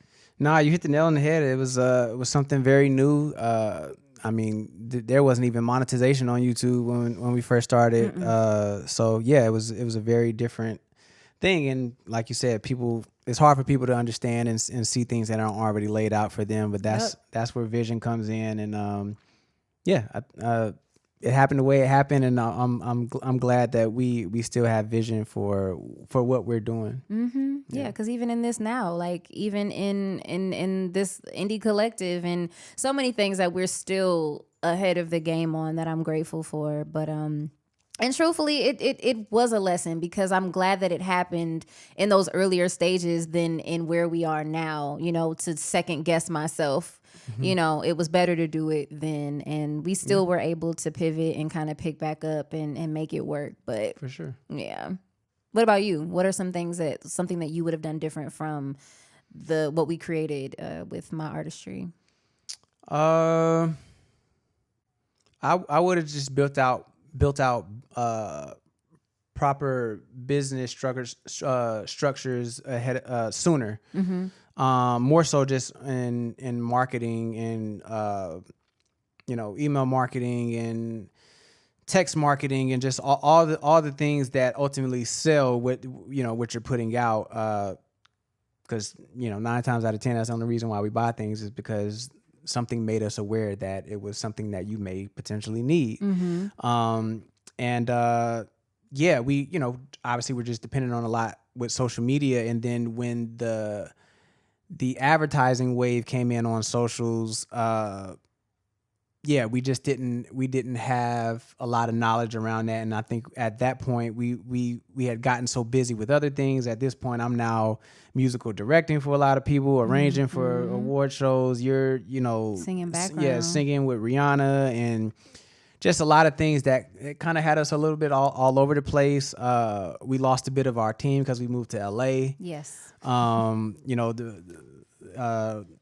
The Shay who was shooting a lot of our videos. Yes, the Shay West, shout out to him. We didn't have people to shoot videos out in LA. So I think it was just a combination of all that, and how you just have to be prepared to pivot and find your tribe and be willing to start over and just put in that work, because I think some of it was a little daunting and overwhelming, just having so much new things and new opportunities come and be able to still balance that part, because at that point, we were making more money than ever, but it was things that were taking us away from our your brand and our company, which was necessary because we were moving to a new city, which was way more expensive. We had to build those relationships that are ultimately now feeding our brands and artistry. But that was that phase where that 2015 to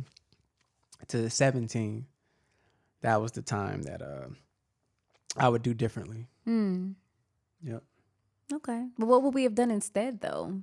Oh, that's like you said, we were building those systems and just going a little extra harder to stay up later at night to say, okay, well, how are we really going to do this and turn all of these fans into buyers? And that was just a much newer part of it. It was before it was just put it on YouTube and you just hope it go viral, and sometimes the shit would just go viral because it was a lot less people, so it was a lot easier that if you took a bunch of shots that you'll catch one. And the algorithms were so different, because even looking back, the engagement was so much higher when we had half the following. Yeah. So that was the time to strike, because all the people who followed you could see everything that you were doing. And now, like you said, that there's so many people who are doing the same thing, you have to pay to play. And even in paying to be seen, we still don't get the same visibility that we organically got when the market was less saturated. And man, I don't want to say what if, but damn,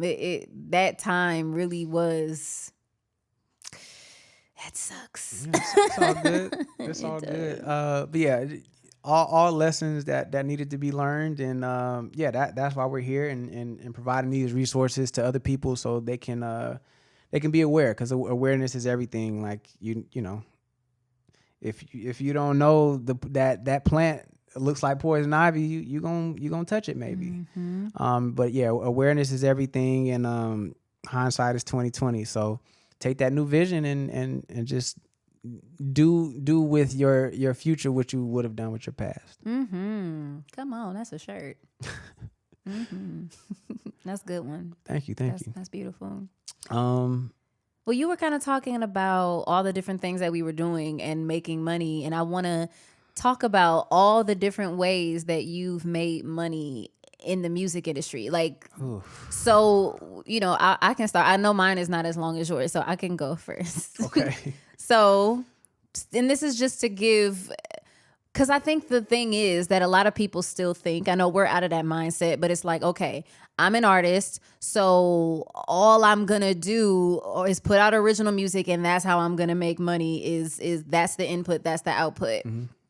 But there's so many different ways to make money and utilize your gifts that can still also feed other parts of yourself. So this is really just kind of giving you some steps and some tools on ways that you can make money in your respective fields. So for me as a singer, I've sang in corporate bands, which definitely kept me afloat and still able to do all of the things that I need to do, have the flexibility to still create our albums and our projects and stuff like that, because I'm only working on the weekends, and it's just in this very short time frame of when I have to actually do a wedding, and I'm getting to perform live every weekend.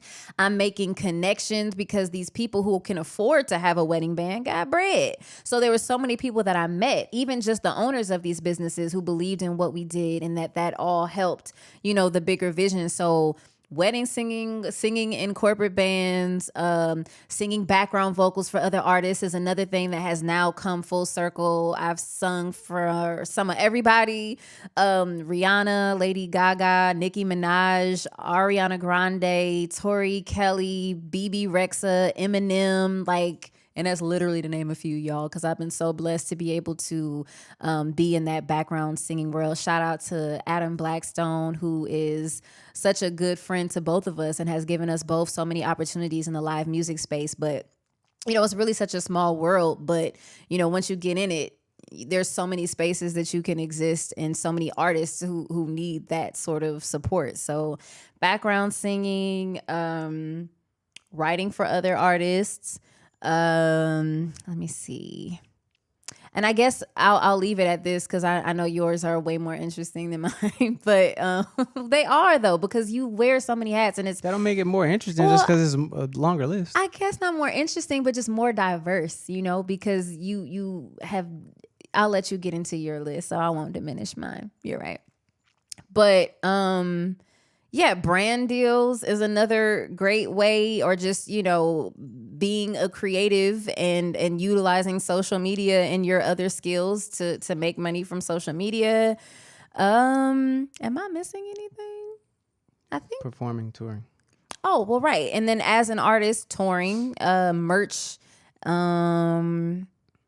goodness. Yeah, I would say those are the main ways that I have been able to sustain as an independent artist over the years. Yeah. So how have you made money in your many different hats? As a singer, like I talked about my singing group in high school. As a musician, I'm playing in church, playing, random gigs, clubs, bars, going on tour with artists. In what capacity? As a keyboard player, I was just all talking about just playing and being a musician, gigging. Toured with Tony Braxton. I've got to MD for Kelly Rowland and Lizzo and Khalid and Lucky Day. Lucky Day. Arranging, being able to arrange for award shows and tours, TV shows, American Idol, boy band.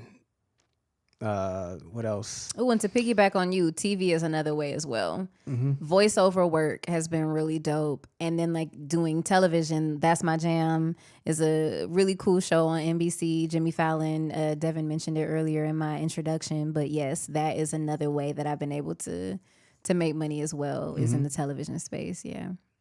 And sync licensing, placing songs on TV shows.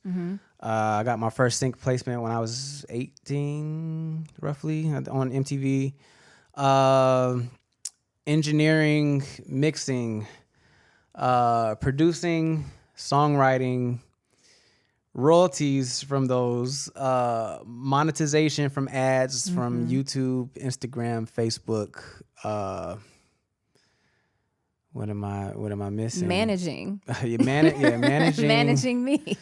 And I said playing, but that includes all the instruments that I've played. Oh, you didn't say arranging. I said arranging. Oh. Yeah, I was talking about award shows and film stuff. Scoring.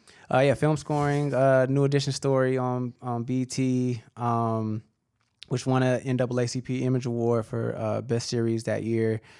I'm sure I'm missing something, but there's so many ways that as a creative, you do not have to put yourself in a box. There's so many ways that you can create a business. And then, like you said, making sure you have those structures in place so that you can funnel everything and utilize that money to feed and pour it back into your ultimate goals and dreams. Like, oh, and then royalties as well. The passive income that comes from all the TV shows that I've done. You know, if I do an arrangement on American Idol or a TV special, anytime they play it, I'll get a check off of that. And then royalties off of our original music. And that part too. And then of course the thing that you want to publishing. Yeah. So yeah, you gotta have a lot of streams of income. You should have at least 10. How do you focus? What would you recommend to an independent creative, whether they're on the musician side or the artistry side? How do you focus and, you know, find balance in that? Because that's a long ass list, and it sounds probably a lot more overwhelming than it is. But what advice would you give to like prioritize and well, it all sounds like it can be overwhelming when you just list it, but you know, I've been doing this 15 years professionally, so you know, at some seasons some things were more, you know, I was leaning into one of those bags more than the others and just learning how to master a little bit at a time. I think that was the thing.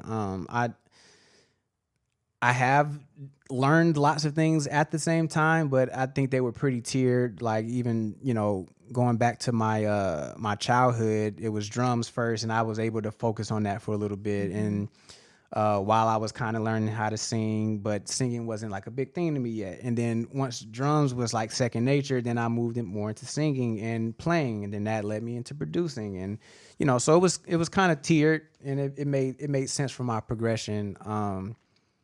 But yeah, just try everything. Try everything. I promise you, I just would allow myself to do things that I was scared of, because I knew that meant that it was something that was going to be great for me. So I put myself in a lot of positions where I did not feel like I was worthy. When I got asked to, I remember my first TV show that I arranged for was Concert for Valor on HBO, and I did the Star Spangled Banner for Jennifer Hudson. Yeah. And I was scared as hell. Like, even though I had arranged the Star Spangled Banner before. But yeah, just feeling like, you know, this is very new for me. And I like, how do you do this? And, you know, it was, you know, just so many unknowns from being in my studio arranging something versus how do I make sure that these talented musicians can take it and interpret it and bring it to life. So, but that just goes back to, you know, everything that you've done, or what we were saying about how Timbaland was Timbaland before the world knew he was Timbaland. You know, you were already doing that. You were already film scoring while you were playing in church and setting the tone for the emotions that the pastor wanted to convey. And you were already arranging for artists because you were doing that with your band, and you were producing for the kids at your talent show. So like, yeah, that's a word there too, though, is to go into the places that scare you, but understand that everything that you've done, even if it hasn't been at the highest level, you're still worthy of it because you've already been doing it. And the people in the room shouldn't dictate your ability to rise to the occasion and do what you've already been doing. And, you know. Facts. Yeah. Our producer's over there losing her mind. Yes. Come on. Gems from Jade. No, for sure. That preparation is everything. I mean, that's what they say success is knowing when preparation meets opportunity, and I always wanted to be prepared for that next level. And although I feel like I wasn't, and just say yes and force yourself to jump in. You gotta dive in. It's much better than inching into the pool. I think everybody know that. By now, you got to jump in, or it's gonna be freezing. That part. Yeah. So you want to get into these segments? Yeah, let's do it. All right. So yeah, I want to get into this segment, Dream and Nightmare. So it's basically just showing the polarity of our industry and the ups and downs that we have to give perspective on, you know, the independent journey as a creator. So I'm curious of a dream and a nightmare experience that sticks out for you that you would like to share. Oh goodness, I didn't do my homework, so I have to think about this. Dream. Well, I would say, okay. I know my dream situation. Performing for Stevie Wonder, because you know how I feel about Stevie Wonder. He is my favorite artist. Him and Whitney Houston are like pretty neck and neck, but Stevie with the songs and the songwriting, oh my goodness, Stevie Wonder.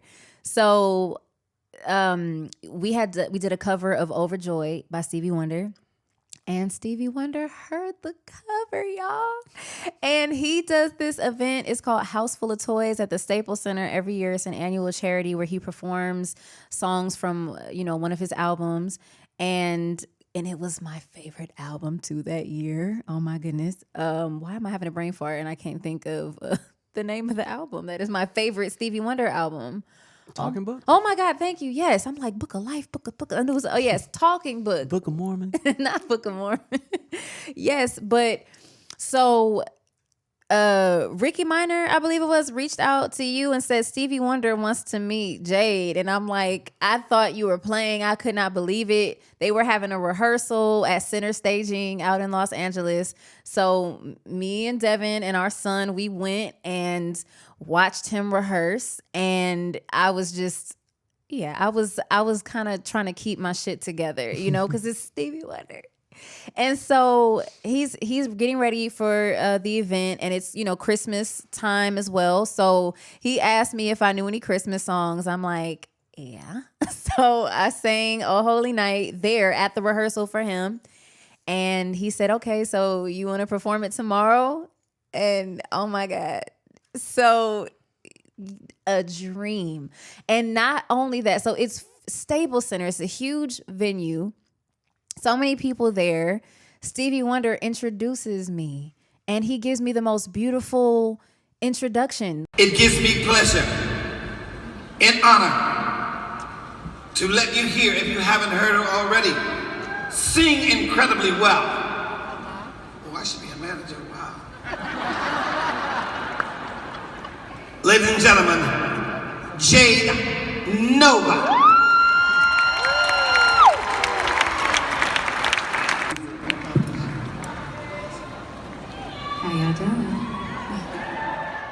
An incredible experience, and getting to perform with Ricky Minor and his band too. Mm-hmm. And I know that's a mentor of yours. He's so incredible. Shout out to Ricky Minor. But man, that is my dream experience. If ever I feel like I am not good enough, or I need to affirm myself and, realize that I'm on the right path, I think Stevie Wonder said that I am amazing. So therefore, the math means that I am amazing because Stevie says so.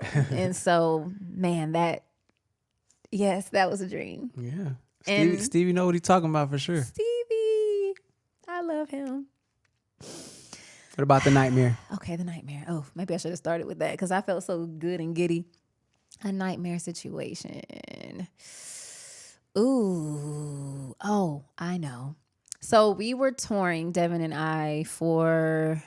Was it the Moon and Pisces tour? I believe we had a show in San Francisco, and and look, Tiffany, she knows too. We all know this story, so sorry if I'm triggering y'all.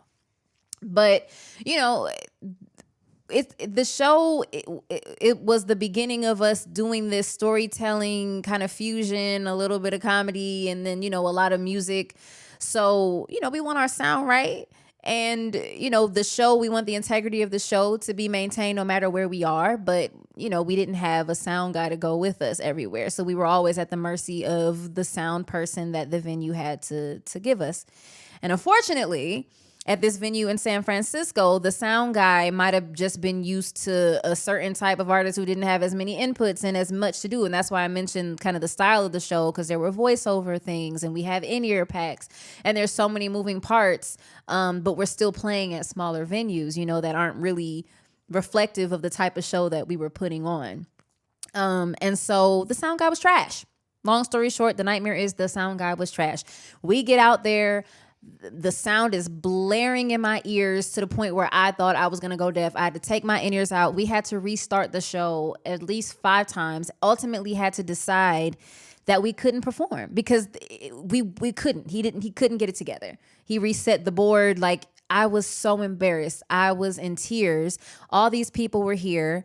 And so, you know, I said, look, we can't do this show. They were able to refund. And if I had done, like they said, oh, you can do an acoustic set or something, but I didn't want to give these people that kind of show because that's not what we were there for. And it wouldn't have been fair.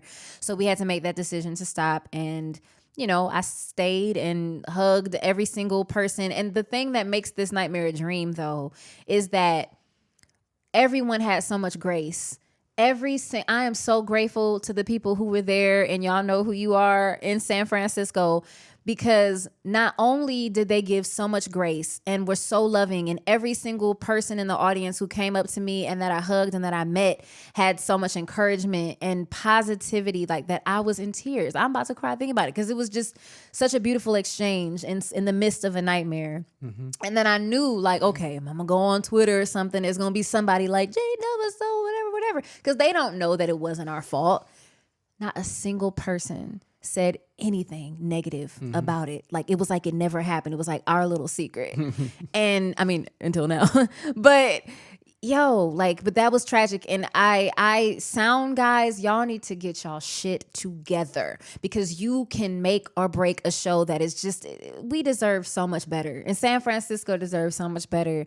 So yeah, but that shit was, I was mortified just being up there and having no control and knowing that it's not our fault, but people don't really understand how this stuff goes. And whoo, child. Stevie Wonder. Yeah, that was definitely an experience. You know, Ooh. no one wants to be in those types of experiences. But yeah, the crowd gave a lot of love. I remember, I can't remember what I had to eat, but I remember being mad because my food was cold. I was like, it was cold. It was cold. Like, what a waste of time. My food was cold for no reason. No reason. Yeah. Well, what did we have? I don't. It was something in little brown boxes. I remember the brown boxes on the table because it was a table. I remember the dressing room. I remember everything. We had to walk around the corner, and then we had to go up them steps. Yep. Yeah. I wish I knew the name of the venue. Actually, I do know it. I think it's not their fault. The guys at the venue were so kind, and it was just, and the promoter was so understanding. And then the sound guy, I feel like he was late too. Yeah, they were late. I feel like he was late. And then Devin, I remember us being parked on the side of the street, and we was having to wait. We had to wait till we could park or something, and we had somebody to leave. Yeah. Uh-huh. We had to circle the block a couple times. Yep, I remember that. And the sound guy came over to me and apologized. And I found out later that Devin made him apologize to me. Because I'm like, why is he saying it? And he's shaking and acting like he kind of don't want to, but he did. And I was like, the sound guy apologized. He's like, yeah, I made him. I'm like, hell yeah, that's my baby. Nah, man, you can't do that on somebody's show and not take accountability for what it is. Even if you don't think it's, all your fault or whatever the case may have been, just, Nightmare. Yeah, this is why you got to have the knowledge. So you want to get into the... Yeah, we can get into sign drop collab. Can I do mine for yours first? Sure. So I have prepared a sign drop collab situation for Devin Johnson. And I have to put mine on paper because, All right, you ready? Yeah. Production, live arranging, film scoring. Sign drop collab. They're all production technically. I mean, I'm sorry. But no, I get you. Music production as far as like for an album or for, Right. Yes, let me be specific because it is all forms of production. But yeah, I gotta go with production for an album. for Mary? Yeah, it's for Mary. Mm-hmm. No, for Sign. I'm sorry. Ooh. Sign. Yes. Yeah, so I would have to go for production for an album for Sign. Mm-hmm. I would collab with film scoring and I would drop live arranging. Really? Yeah. But you're so good at it. Well, I guess you gotta pick drop one. Wow. But yeah, just upside. There's more upside in film scoring than there is in live arranging, and Mm-hmm. I still get to arrange while I'm film scoring, so That's true. it'll just be for another medium. Yeah, I can dig it. Okay. I'm really excited about this next one. So this is artist production duos. I'm sorry. Artist producer duos. Okay. So Quincy Jones and Michael Jackson, Rodney Jerkins and Brandy, Devin Johnson, Jade Novah. I'm signing me and my boo. Usher and Alicia Keys. Come on, Babu. I'm gonna have to collab. Yeah, I'm gonna have to collab with Quincy and Mike, and I'm dropping Rodney and Brandy. Sorry. Yeah, somebody gotta go. Oh my God. And they're definitely the easiest to go in this three-way. Full moon. Yeah. All blue? I mean, I'm just saying. Where have I been? Big bags. I'm saying. All right. Piano, drums, bass. Sign, drop, collab. Hey. God damn. I'm signing piano because you can just do more with it. It's the most complete instrument out of the three. Ooh, what you dropping?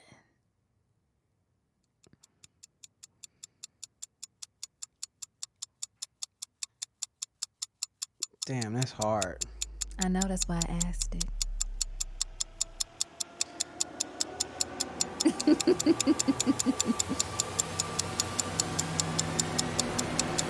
I'm a collab with drums and I'm a drop bass. Really? Yeah, and that's only because drums is a stress reliever like no other. Yeah. And it's definitely a dual purpose to be able to put your whole bodily energy into something like that. It is I don't know. Drums is my first love. It was the first instrument I played, so it will always be, my baby. Yeah. Your mom always told me that you would always have two like sticks or two straws, forks or pencils, two straws, anything that could give you the drumstick energy since you were a little baby. The little handles on the fans at church, tear them off the you would vandalize the church fan. Yeah, take the little staples out. And the fans still work. They could just do it like this without the handle. And those two handles were my drumsticks at church. I used to beat on the back of the pew and stuff, watching my brother play. That's so cute. Yeah. I love it. But yeah, bass gotta go, only just because drums is I think a bigger part of my life. Maybe bass could be your side chick. I guess so. Yeah. Put it in like a I mean, that's what collab is. That's collab is a side chick. I guess collab is kind of a side chick. Yeah. All right. So I guess all? Yeah, you got mine. I have a couple extra. Oh. Well, one extra. Okay. All right. So first we're gonna go female music artists: Whitney Houston, Brandy, Beyonce. Sign, drop, collab. Oh hell no. Sign, drop, collab. Oh hell no. Whitney Houston, Brandy, Beyonce. Oh hell no. I don't want to do that one. You got to. Just play the game. Oh, I don't want to do that. You got to, so. Oh, that's impossible. It's not. Can I be in a throuple? No, you have to. That would be more than a throuple. I mean a quintuple. Oh God, they're all my favorites. That's really messed up. Now you got to pick one. I mean, assign them rather. Oh man.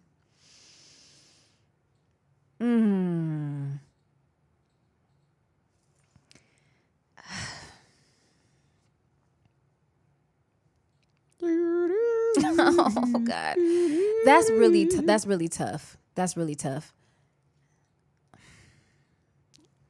Just start answering. Okay, I think that's the best. Okay, best way to get through it. Okay, you can just be over with. I just want to let the record show that I love all of them, and if I could marry all of them, I would. This is just, I'm having a tough time. Okay. Damn it, Devin. I'm going to have to...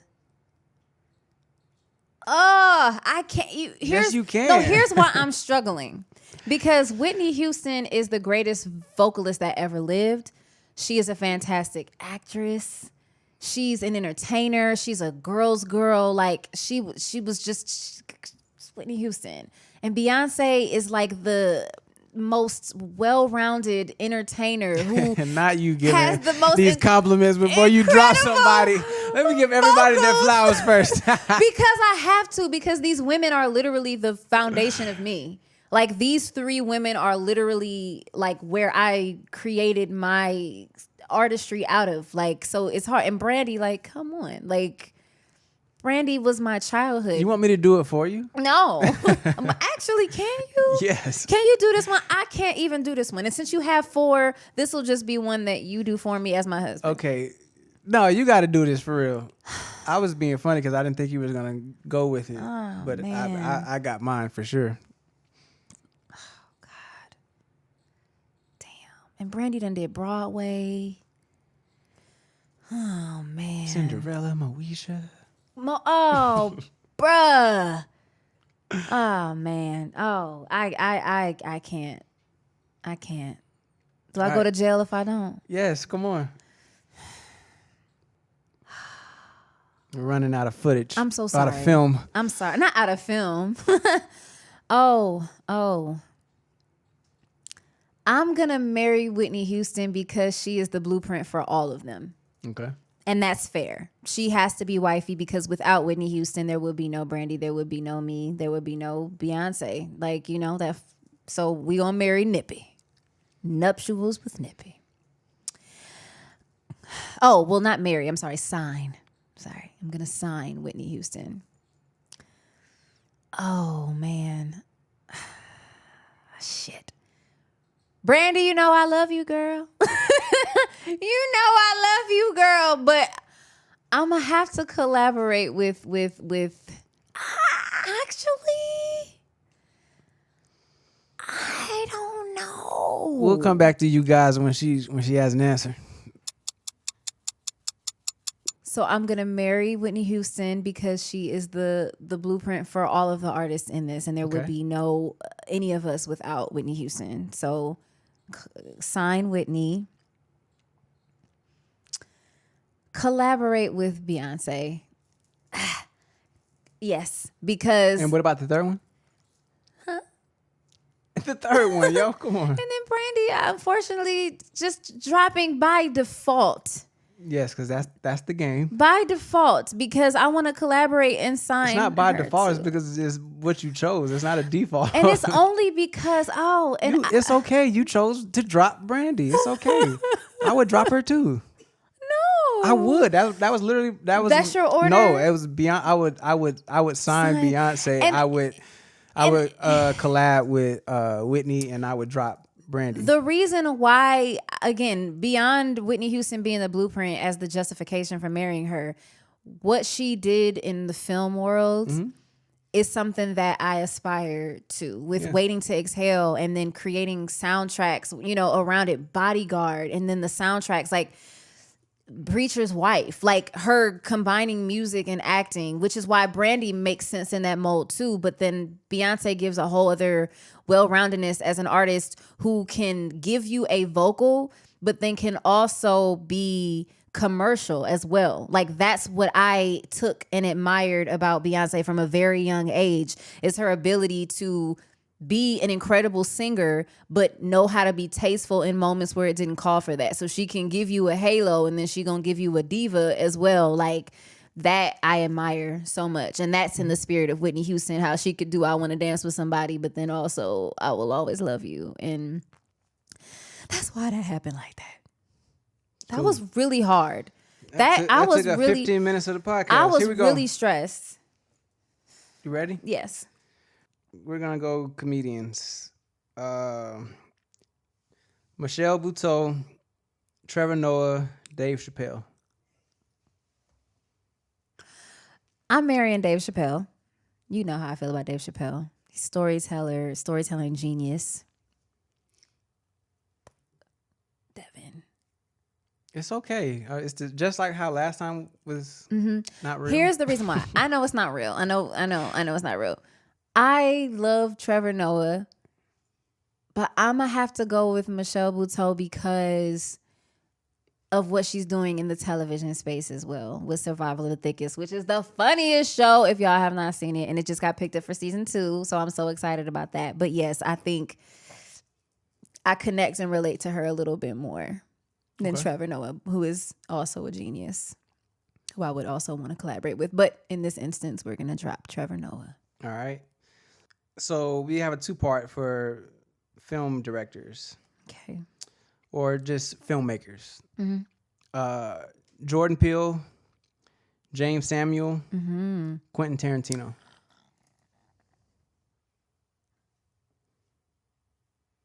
Oh, that's fucked up. I can't.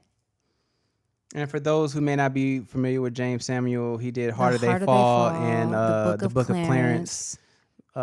He's actually a musician as well, which is really cool to see. He's really from our talented. perspective of being people in music and film. Okay, so I'm gonna drop Quentin Tarantino, not because I don't love his art. You know, Kill Bill, Pulp Fiction, Django Unchained, Reservoir Dogs, like his everything that he has done inspired me so much as a creative, but I don't like the fact that white people say nigga so much in his films, and I feel like that's a get out of jail free card, so we're dropping him. You know, a get out of jail free card for white people to say nigga in that context. I don't appreciate it. I'm going to sign Jordan Peele, because I love the balance of sinister and comedy, and he's a brilliant storyteller. He's so creative, and he's making original content, which is so unique. I mean, so does James Samuels as well, but I think the comedic edge is what makes me connect with Jordan Peele more. So I'm gonna collab with James Samuels. And Samuel, no S. Okay, and I'm gonna collab with James Samuel. And the last one, part 2 of filmmakers, Shonda Rhimes, Ava DuVernay, and Issa Rae.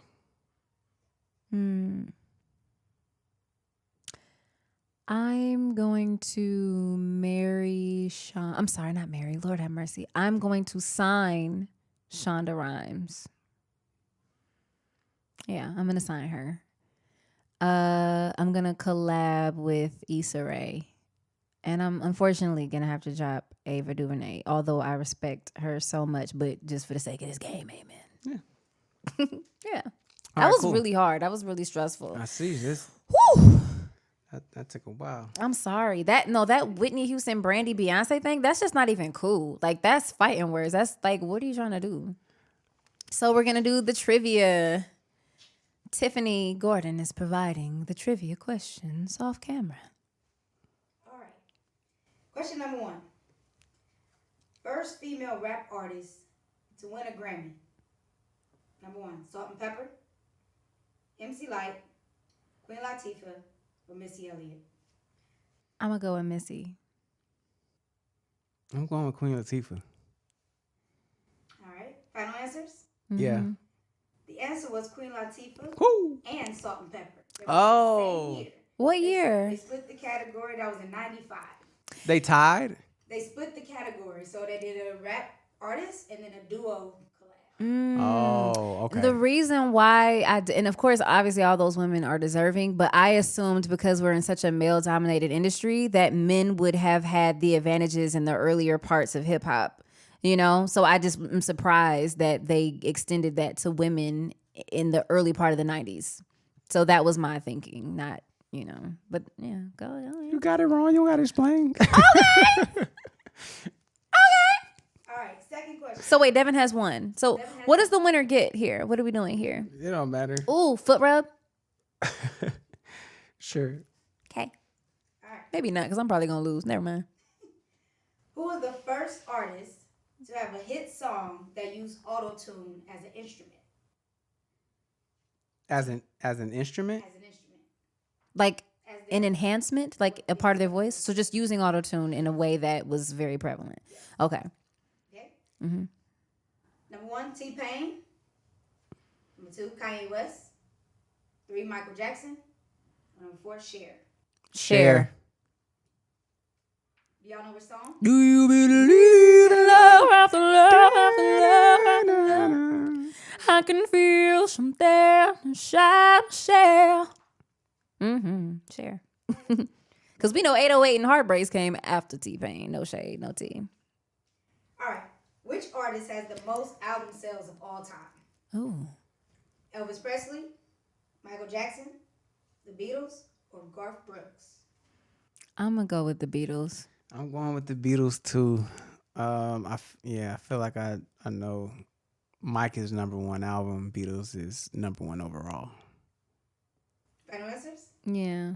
The Beatles. Yeah. All right. Good job. All right. He's just taking my answers. That's what I feel like. All right. Which artist had #1 albums in 6 different decades? God damn. Wow. Madonna, Bruce Springsteen, the Rolling Stones, or Barbra Streisand? I'm going with the Rolling Stones. And it's Madonna, the Rolling Stones, Barbra Streisand, and who else? Bruce Springsteen. I don't have enough of a gauge on Bruce Springsteen's age to to know. The Or his Boss. career. Oof. Dang. #1 albums. Cause so then you're saying 6 decades. Yes. So they had a #1 in each one. Barbra Streisand. I'm gonna go with Barbra No, Streisand. that don't count. We gotta get another one. Or Madonna. We gotta. we can. You can. Hey, it's. Well, we know we you gotta wrong, get so we own gotta your get truth. another one. Well, I'm like, You it's have to choose. Now, cause now she it's like I phoned a right. friend. Yeah, she got a 50-50 I on did Who get Wants to Be a Millionaire. 50-50. I mean, Madonna makes more sense, but Barbra Streisand, I don't know. So I guess who do you say between Barbra Streisand and Madonna to make it fair? I say Barbra Streisand.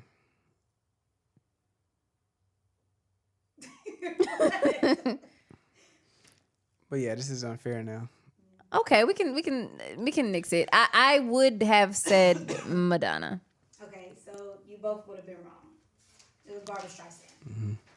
You said Barbra. Oh. Oh, but yeah, that was Yeah, after I already gave yeah, Rolling correct. Stones. All right. She said she, they. Good way Like, to identify it. right. First black woman artist to earn an EGOT. Oh, I can tell you this without the multiples. Okay. Viola Davis, Cicely Tyson, Whoopi Goldberg, Debbie Allen. I thought it was Cicely Tyson. Oh, Cicely Tyson. I was not gonna say her actually. Whoopi Goldberg is what I'm gonna say. Yeah, because I don't know if Cicely did she do Broadway? Yeah, I'm gonna say Whoopi Goldberg. That was my answer. Whoopi Goldberg is it? Woo!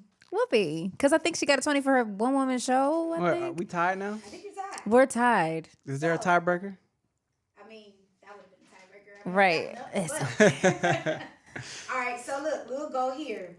For the artist with the most album sales of all time, Mm-hmm. who was #2? You said Beatles, Elvis, Michael Jackson, and who? Garth Brooks. The biggest. What's the question? The most album sales? The most album sales of all time. And you said who's #2? Wait, Michael, Elvis, Bruce? No, Michael, Elvis, Garth. I don't know anything about Garth Brooks to even know his. I'm going with Elvis. I'm gonna go with Michael Jackson. I have to double check, but I think it was Elvis. I think you might have lost. Darn. I'll confirm it. I think I'm almost sure. Okay. I'm almost sure. All right. Well, congratulations. Well, just wash your feet. No, I've already said that wasn't happening because I knew I wouldn't win. Remember, I said that it's on camera. Oh, got you. Okay. I did. So this last segment is manifestation and just curious on what you would like to manifest. It doesn't have to be something super short term. It can be longer term. Just anything you want to put a lot of intention to that is important for you to manifest, so we can manifest it together. Mm-hmm. Okay. And then you can do the same. I would love for you to do the same. Okay. Yeah. I'm manifesting only having to do things that bring me joy and make me happy. to not have to do anything that doesn't do either, to be so financially stable that everything that I do is out of passion and not out of like, you know, what's the word? Having to sustain, you know, but like just really being able to create from a space of just true unadulterated passion. And yeah, just getting to travel and just, yes, all of those things. But I think, yes, I could list a whole bunch of things that are a byproduct of that fact. But just, yes, being able to only do the things that make me happy and being in such a wonderful financial situation that I can do that. I touch and agree on that, and I believe that will happen for you. Thank you. For us. Yes, for us. I want to manifest just a very clear brand and just doing more of this, sharing more about myself and the knowledge that I have, and giving back that information to the next people in line so they don't have to endure the things that we have, and they can, you know, come into their careers and ventures with a clear understanding of who they are and who they want to be and what it takes to get there. Yeah. And yeah, just living in my authenticity. I talked about being on MySpace early on in my career, and that early part of my career really burnt me out with social media, and really just fell in love with my alone time and learning and going into my cocoon to, you know, become a butterfly, to piggyback on the album. Come on, full circle. And just it takes that time of solitude a lot of times to really become who you want to be, so you can show up in the world authentically. And I'm glad I took that time to not focus so much on social media, so I could really just focus on myself. Coming out of my early career, where that was a big focus of mine. And just ready to do it on my terms and do it in a way that's healthy. And I'm excited about it. Yeah. Well, you're already doing it, so I'm really proud of you, babe. Thank you. So thank you guys for tuning in to another episode of the Let There Be Art podcast, featuring my amazing, talented, beautiful wife, Jade Novah. Check out her new album, Where Have I Been? That's out on streaming platforms everywhere. And running up those streams. Let us know what you think in the comments below, and we'll catch you next time.